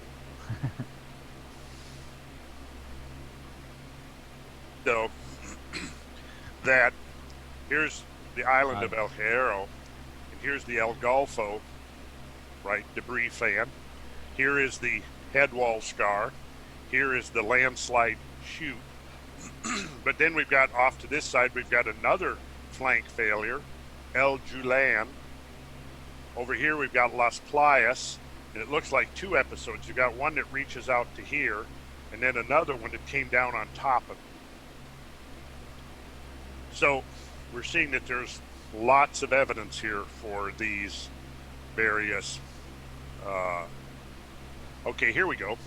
El Juliana embayment. They're dating that at more than 160,000 years ago. The Las Playas at somewhere around 145 to 176,000. The El Golfo is the one that they're dating between 15 and 20, but that's interesting because it's from the same paper that just said it was from between 13 and 17, which actually makes more sense than 15 to 20, because 13 to 17 would be right there in the deglaciation and consistent with meltwater pulse 1A and 1B, which could certainly be enough to trigger a destabilization along the mid-Atlantic ridge and cause seismic activity. So it seems like, yes, you've got a succession of these massive catastrophic flank failure events stretching back several 100,000 years, with possibly the most recent ones occurring again at the end, near the end of the last ice age. La Palma, this is the one you were talking about, Brad, where there's the unstable flank. Right. Yeah. And here you've got it showing, let's see, Cumbre Nueva here, which is one, Santa Cruz over here, which is another one, Playa de la Veta or Vela, this one. So you've got multiple events. You'll have a catastrophic flank failure, then time passes, you'll have another one, and that debris avalanche then will cover the earlier one. So then we've got got another paper here, correlation frequency of emplacement and source directions of mega turbidites on the Madeira abyssal plain. This paper describes the sediments of the whole Madeira abyssal plain. The plain is made up of a series of large turbidites separated by thin pelagic layers. Would you look that up for us, Kyle? Give us the very P-E-L-A-G-I-C, pelagic layers, which can be used to provide a high-resolution stratigraphy back to about 750,000 years. Many of the turbidites were deposited close to oxygen isotope stage boundaries, suggesting a strong relationship to sea level change and climate change, although the exact initiation mechanism for the flows is not known.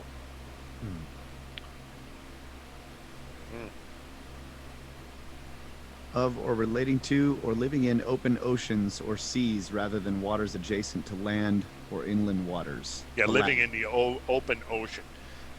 And we learned that the term benthic last week, which was referring to creatures that dwelt on the bottom of the ocean. So now here, let's come back to this paper that appeared in Marine Geology in 1992.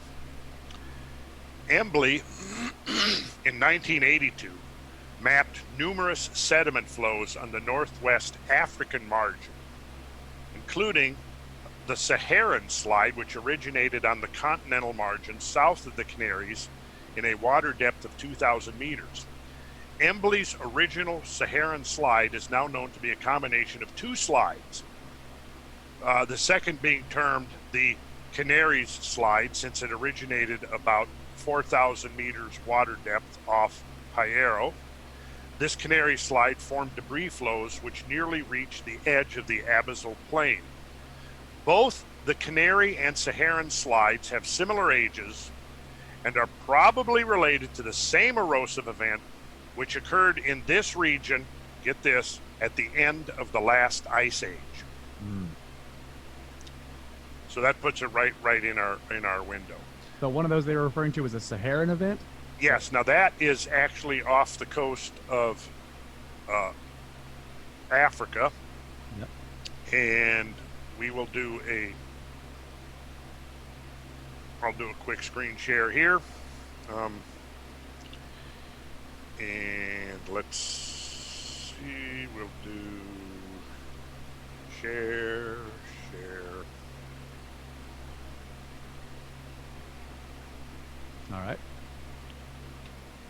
All right.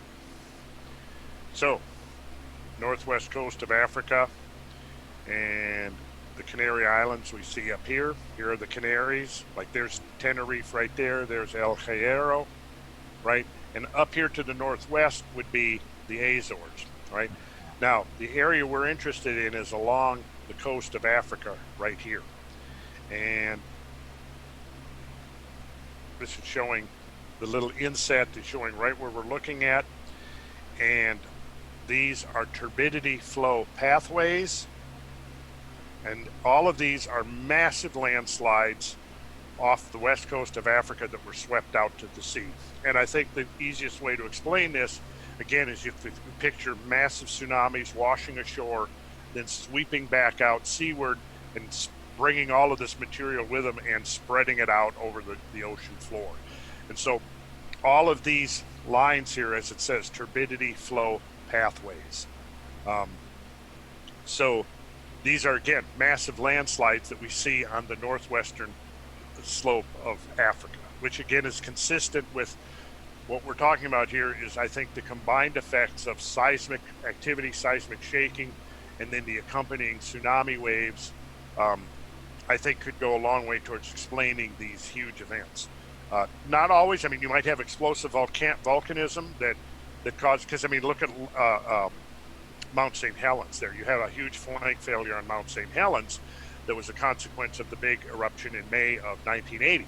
The point is, though, with the deglaciation and the destabilization of the continental crust that would be associated with that, not only would you have likely seismic activity on a grand scale, you would also have volcanic activity on a very large scale. And so if you had volcanic eruptions at the same time, that would be consistent with terminal ice age catastrophe. So those flank failures that you were just showing us there were off of the continental shelf, right? So that was before the sea levels had risen up. I mean, because the green was the actual landmass. Yeah. It was like far away from where those slides appeared to be starting from. Yeah. Let me go on to the next paper here. This was a paper from the journal Sedimentology. This was published in 1991. You have to bear in mind that a lot of these dates on these papers is back when I was really studying this stuff in depth. So again, I haven't kept up with all of the latest research on the dating and so forth, but perhaps in the next week or two I could delve into the literature and try to get a better handle on some of the more recent stuff, like in the last decade. But this is very interesting here. So turbidity current, now remember, turbidity current is going to be these highly turbulent currents that are densely laden with sediment that are sweeping across the ocean floor, right? They're almost like massive turbulent underwater rivers, okay? Kyle, you could look up turbidity current, Turbidty.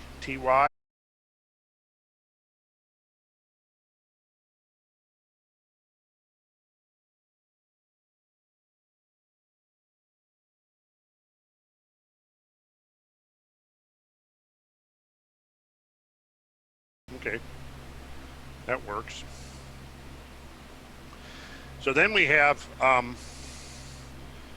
going even back to 1979, this was also appeared in the journal Marine Geology, Surficial Slides and Slumps on the Continental Slope and Rise of Southwest Africa, a reconnaissance study. Off West Africa, a large slide and a large slump have displaced about 250 cubic kilometers of surficial sediment from the lower continental slope onto the upper continental rise. The slide and slump scars together cover an area of about 6,000 square kilometers. A debris flow extends about 250 kilometers downslope from the slide scar, and deformed sediments extend a similar distance downslope from the slump scar. And here's where it's interesting. Apparently, the slide and the slump were triggered during the late Pleistocene, which again could be right there at the glacial interglacial transition. Yep. Uh-huh. They all seem to be lining up. Yeah. So then we come over to the North America, and we have the Scotian Slope, which is off the coastline of Nova Scotia. It was surveyed, this is from a paper in 1985, just west of Verrill Canyon, was surveyed using the C Mark I deep towed side scan sonar system, high resolution seismic reflection profiles, and 25 piston cores. Much of the seabed shows evidence of surficial sliding, and the slide scars give the seabed a step-like morphology. From the 600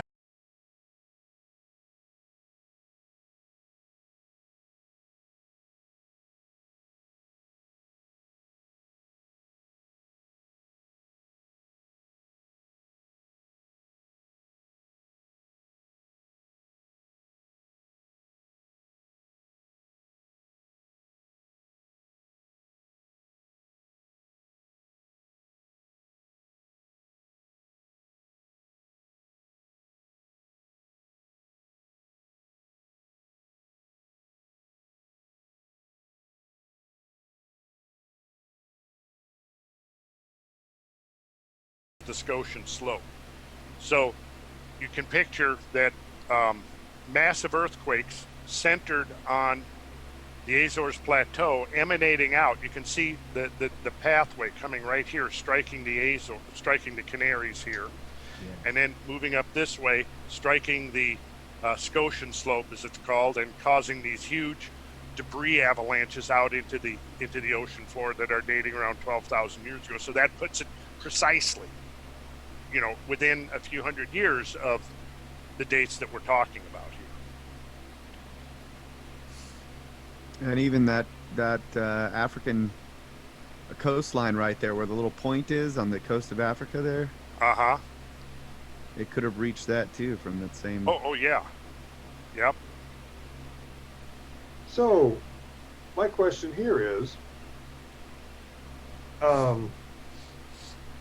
what is the traditional geological response, or is there a response to these seeming coincidences? Well, you got these slides over here, and you got these slides over here, and you got these mountains in the middle have been lopped off. Yeah, they all seem to date to around the same time, but it's all coincidence. Well, okay. We have a few. This is now we're coming a little closer to our own time. This is a study now from 2005, and this is the Spartel Bank, which let's pull this up here. Let's do another share.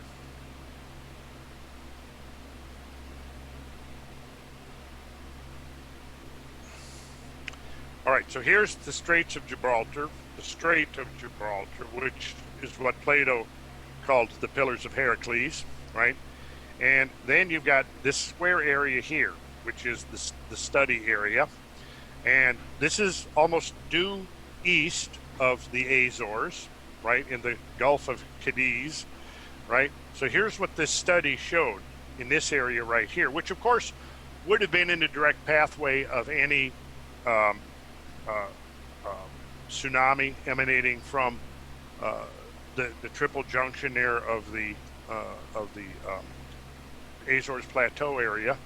And this is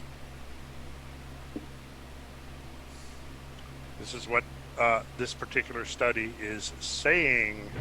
It says numerous, and this appeared in the professional journal Geology, 2005. Numerous geographical similarities exist between Plato's descriptions of Atlantis and a paleo island, Spartel, in the western Straits of Gibraltar. The dialogues recount a catastrophic event that submerged the island circa 11.6 thousand years ago in a single day and night due to violent earthquakes and floods.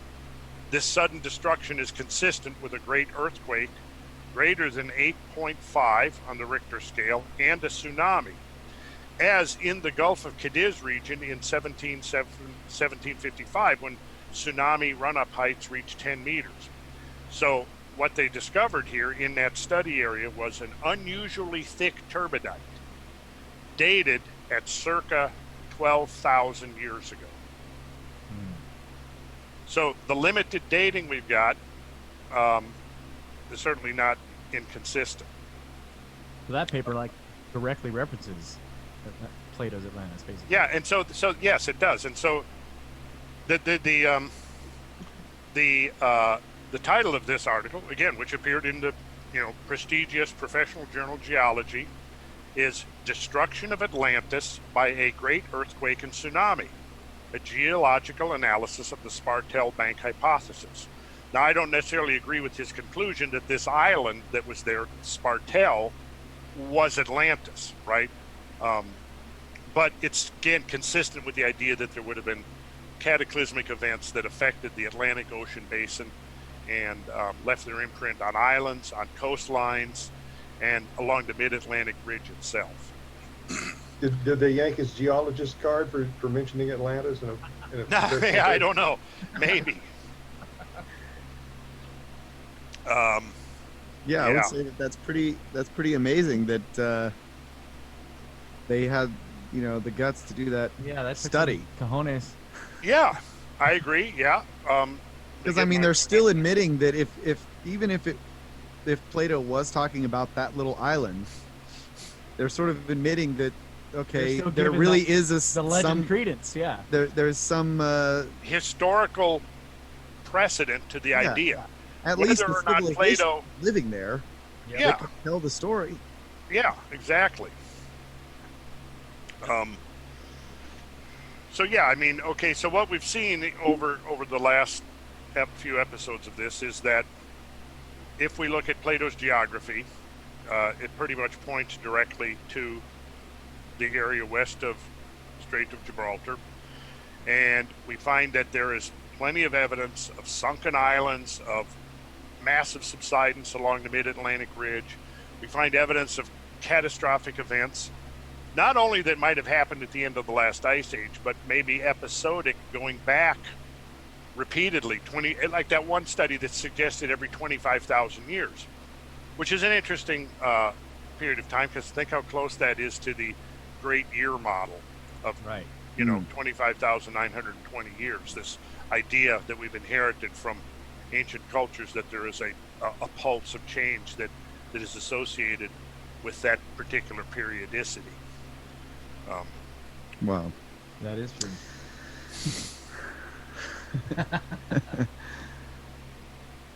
So then, if we look at the modern Azores,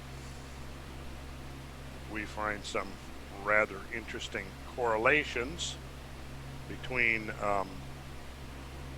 and the book that I would write on this will go into have all the references and actually much more detail, because we skipped a lot of stuff here.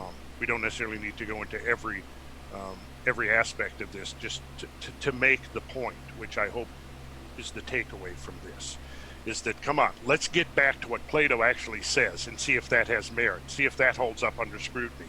If it doesn't, let's just dispense with the idea of Atlantis and say the skeptics were right, that it was just a metaphorical invention of his to describe his concept of the idealized state. But if we start going in every other direction around the world, the question we've got to ask is, how far can we deviate from the details, the very precise details of his narrative, and still legitimately call it Atlantis? Yeah. I think that's the point here. That Well, one of the things that really interests me about looking at Plato's idea of Atlantis, and then us doing all this work and showing all these things and saying, okay, so if we do give it credence, then what I want to do after that is look at the Egyptians, because they were where, if the story is given credence and we look at what Plato said was true, he says it came from the Egyptians. So then we need to look at their stuff and see what they said. And of course, you have the pyramid texts detailing, kings going back 40, 50,000, 60,000 years. So that's what I would want to do next, is look at what the Egyptians said, because that's the source. That's the source. how much is left of those Egyptian writings, because so much was destroyed in the destruction of the library at Alexandria. Yeah, much of it was destroyed. We have the pyramid texts and the Edfu building texts that refer to periods supposedly going back that far, and that's about it, as far as I know. What I'm hoping is that somewhere awaiting discovery is a hidden cache of ancient texts. Yes, find it. Yeah.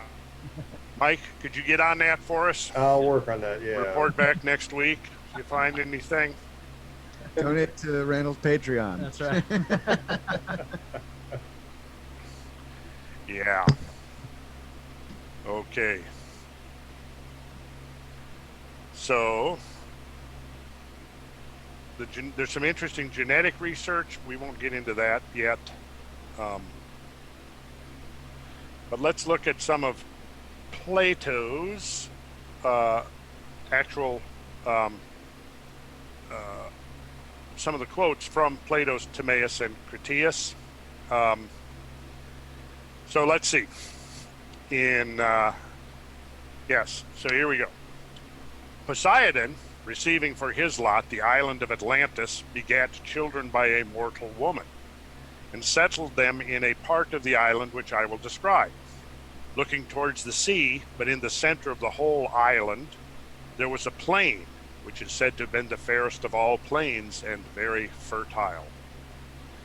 Right? So, and Poseidon himself set in order with ease, as a god would, the central island, bringing up from beneath the earth 2 springs of water, the one flowing warm from its source, the other cold. In the next place they had fountains, one of cold and another of hot water, in gracious plenty flowing, and wonderfully adapted for use by reason of the pleasantness and excellence of the waters. So he makes repeated reference to these springs and how there was actually a, springs that issued from the earth that flowed hot and cold. When we look at which is important geologically, and when we look at Furnas and Sal McGill, let us do a screen share here, and we see that this important geological detail is recapitulated in the modern day Azores. So here, coming from the left, we have a hot spring, and from the right, up above, we have the cold spring, flowing up from 2 distinct aquifers beneath the island, coming up, and here's the hot water flowing out, the cold water flowing out. So there's a very interesting geological detail, just as Plato describes it.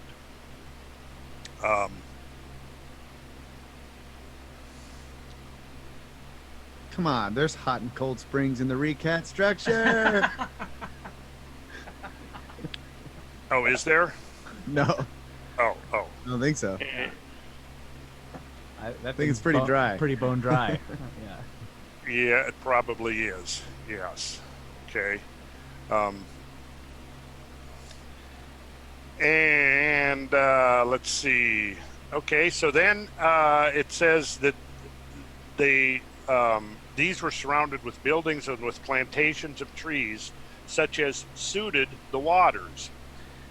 Also, they made cisterns, some open to the heavens, others roofed over to be used in winter as warm baths. And we can go here, and we'll share, and we'll see that here's the hot springs. You can see the steam rising up. And just as in Plato's day, they now have created cisterns where people can take warm baths with the hot water naturally flowing out of the ground. And they have they're bringing the waters down from the highlands into the plain. And just as Plato describes, you have a mountain range to the north and a fertile plain to the south.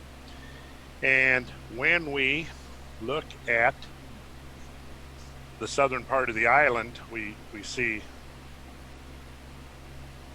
very fertile plain leading down to the ocean. Oh yeah. We see lakes that have very interesting legends associated with them about lost civilizations.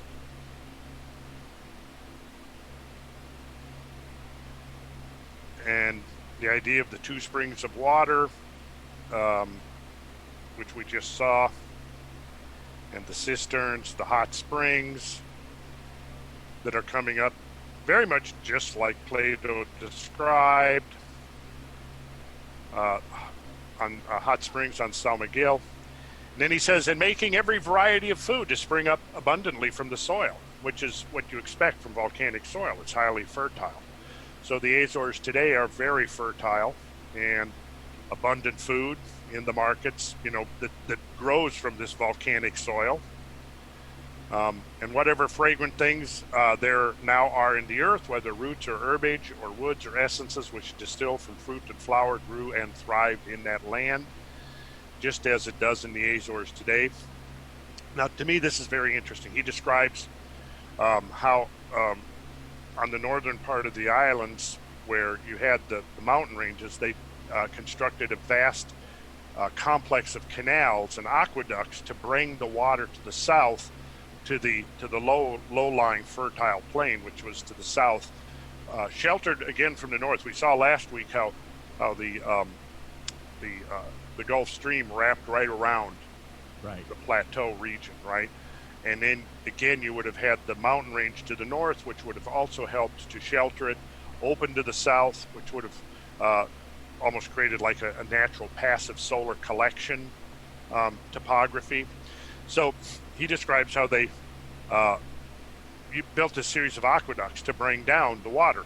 On Madeira, we see a system where they basically created, sort of in miniature, exactly what Plato describes, with these aqueducts that are called levadas.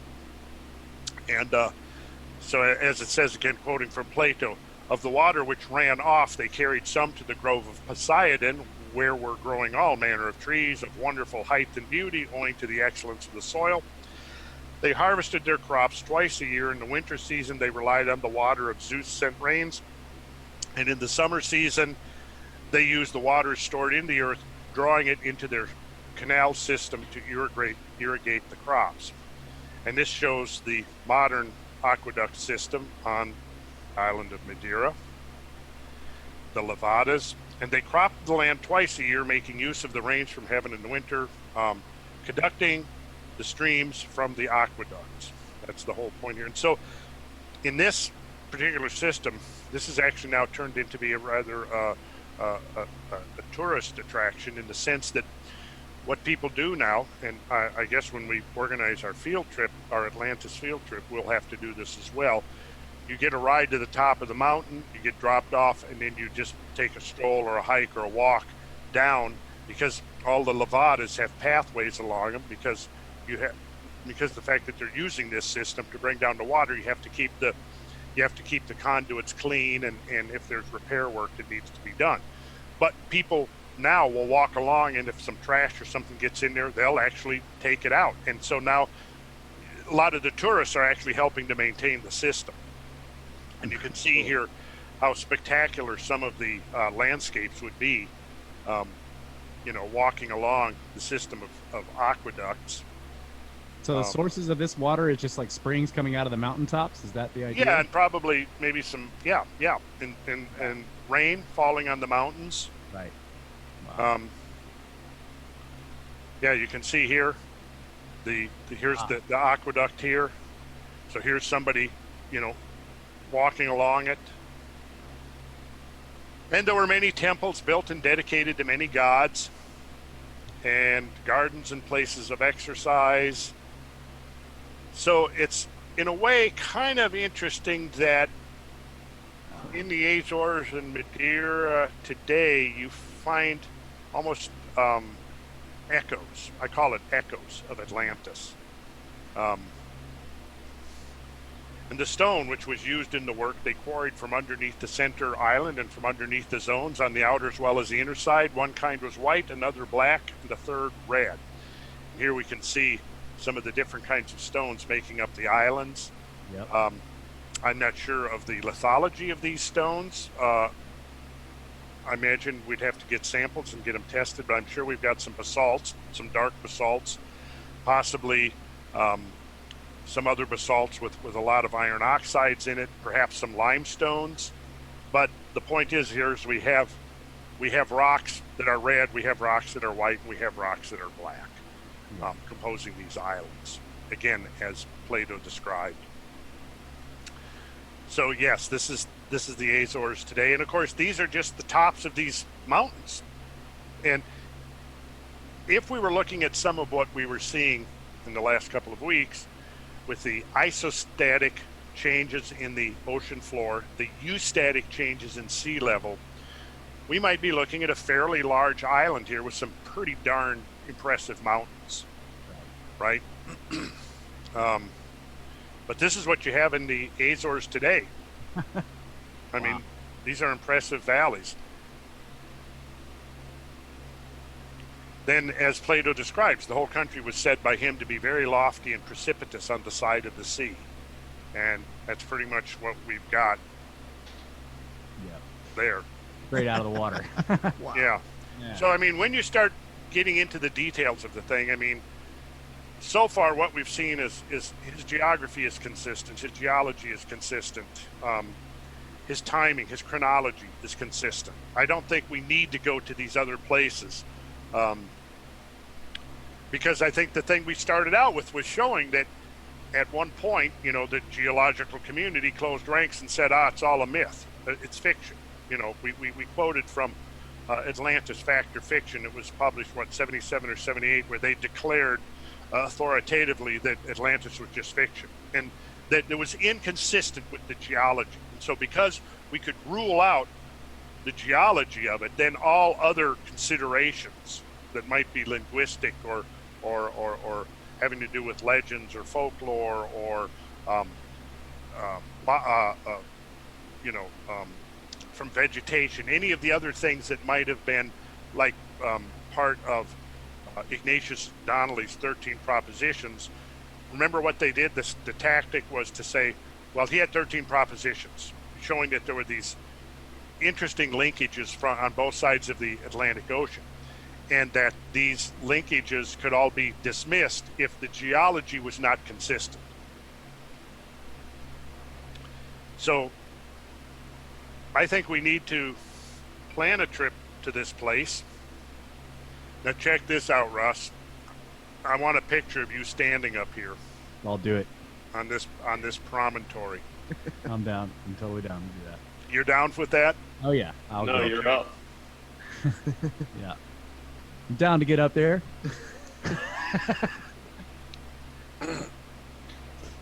So check it out. On its long side, he's describing the island of Atlantis, the main island. On its long side, it extended for 3,000 stades, and as measured from the sea, it was over 2,000 stades across. Now, a stade is about, say, 608 feet.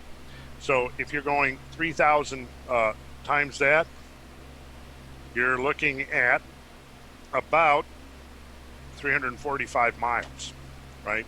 So you're looking at he's talking about an oblong here that's roughly 3,000, what they say, 345 miles by roughly 200 and some miles. So 3 units long, 2 units wide. And he's talking about the plain that was south of the mountain range. So here I've just put a box in here of that particular size that he's describing. Okay. So you've got mountain range to the north, you've got the plain to the south, and then you've got the seamounts here, the sunken seamounts with their truncated tops. So this is actually pretty consistent with the size that he describes. So again, the surrounding mountains were celebrated for their number and size and beauty, far beyond which still exist. So try to imagine what this would have looked like if the whole plateau was at sea level or above. Right. This would have been Yeah, those mountains would have been enormously tall, enormously tall. Yeah, and I mean these are some of the mountains that are there today, and these are just the tops of the mountains. Having them in them also many wealthy villages of country folk. These are some of the towns. Wow. Here's Teixeira.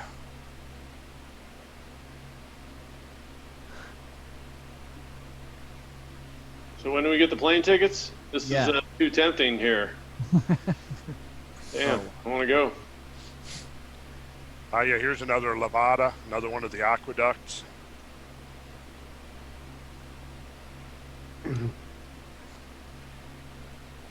Looks like a pretty awesome place, doesn't it? It does. Mike, buy the plane tickets tomorrow.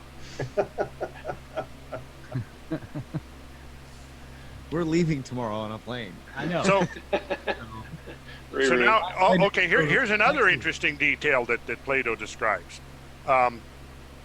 He says, in the sacred precincts of Poseidon, there were bulls at large, and the 10 princes hunted after the bulls with staves and nooses, but with no weapon of iron. So what I've got here is a picture of the capturing bulls for sport on Teixeira today, which is a regular thing they do, with nooses and staves and using no weapons of iron. So that's why I call this like Echoes of Atlantis. Is this the Spanish province?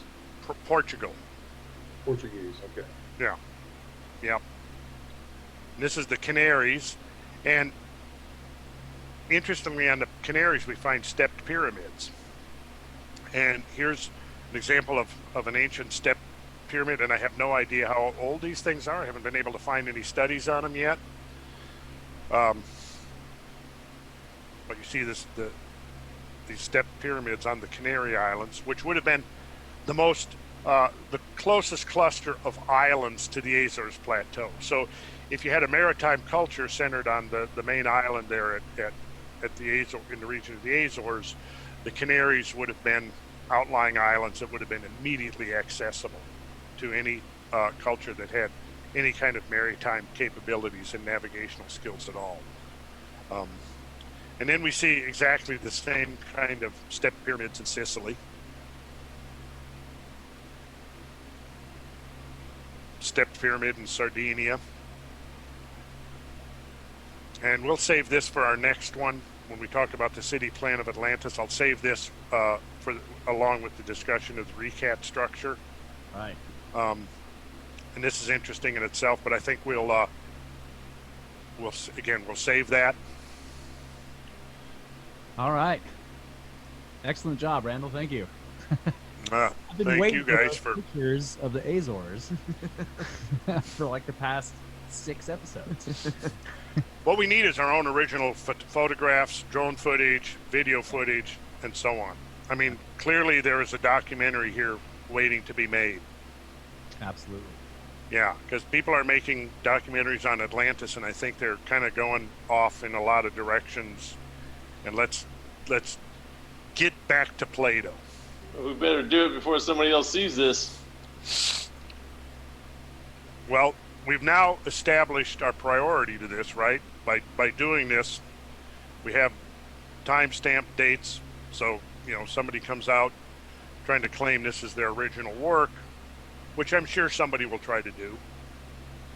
Seems consistent. Likely. Doesn't matter. I mean, you can see like I said, I started putting this together in the late 80s and the early 90s.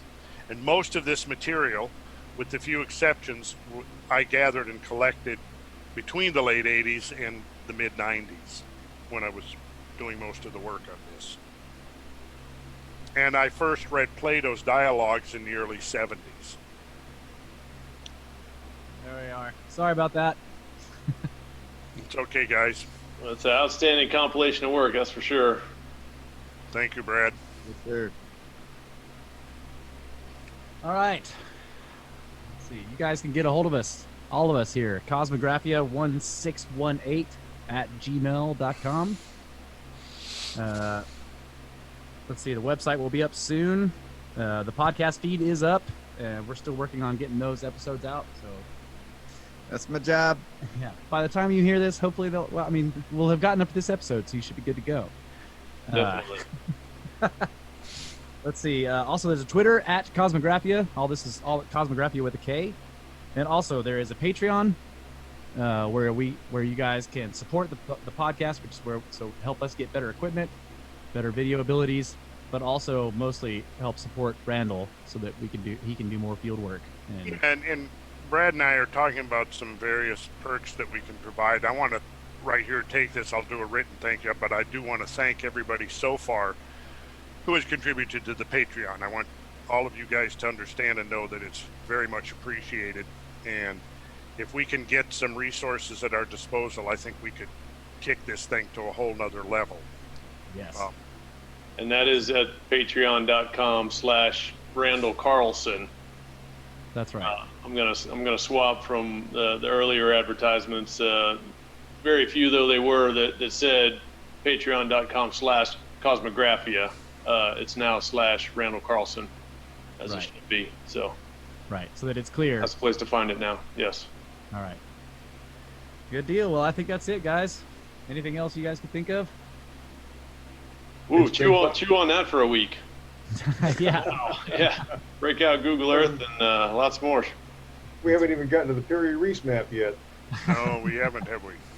But that certainly would come under the heading of Cosmographia. That's, the cosmography is in the more classical definition, covers geology, astronomy, and geography, and affiliated areas of interest and research. So we will be getting into all that kind of stuff.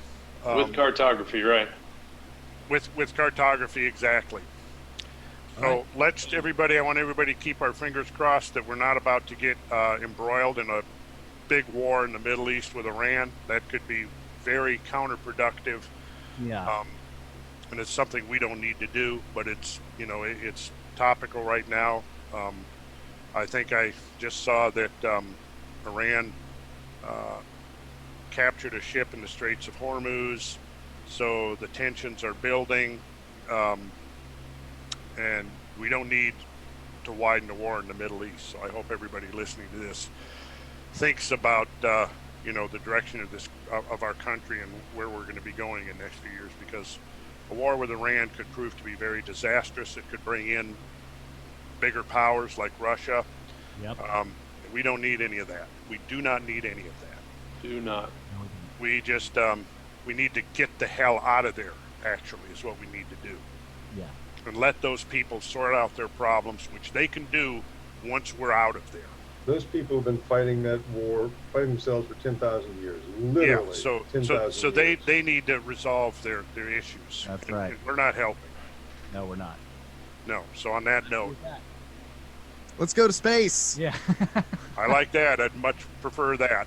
Yep. Yeah. Have a safe trip, guys. Okay. And again, all the people wanting to hear some discussion of the recap structure in Atlantis, it's coming next. Next episode. Stick around. Episode 9. Good night. Thanks, guys. Good night. Right. This is Cosmographia, the Randall Carlson podcast.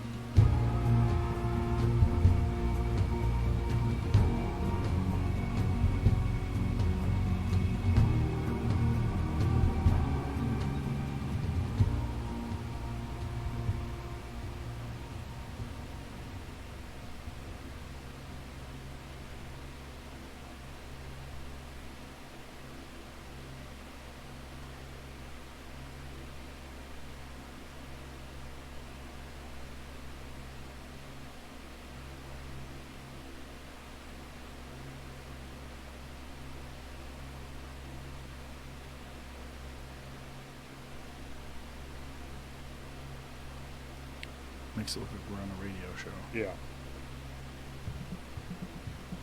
Joe Rogan Podcast, check it out. The Joe Rogan Experience. Train by day, Joe Rogan Podcast by night, all day. Yes, ladies and gentlemen, welcome back. Randall Carlson, how are you, sir? I'm doing well, Joe. You freaked out the entire podcast population the last time you were here with your stories of cataclysmic disasters and and the ramifications of asteroidal impacts, and just the evidence that you presented was a real mind fuck, as it were. Well, what can I say? Well, I apologize to all the listeners out there that might have had nightmares. No worries. Okay. I knew that was going to be the case, though. I knew after the first time I met you, we had that long conversation in Atlanta. Mhm. I knew once you sat down for 3 hours on a podcast and opened up about that stuff, it was really going to uncork a lot of people's domes. Well, you know, ironically, there's an upside to the whole thing. Maybe we'll have time to get into that a little bit today. Yeah, definitely. So tell me, you just returned from a long excursion with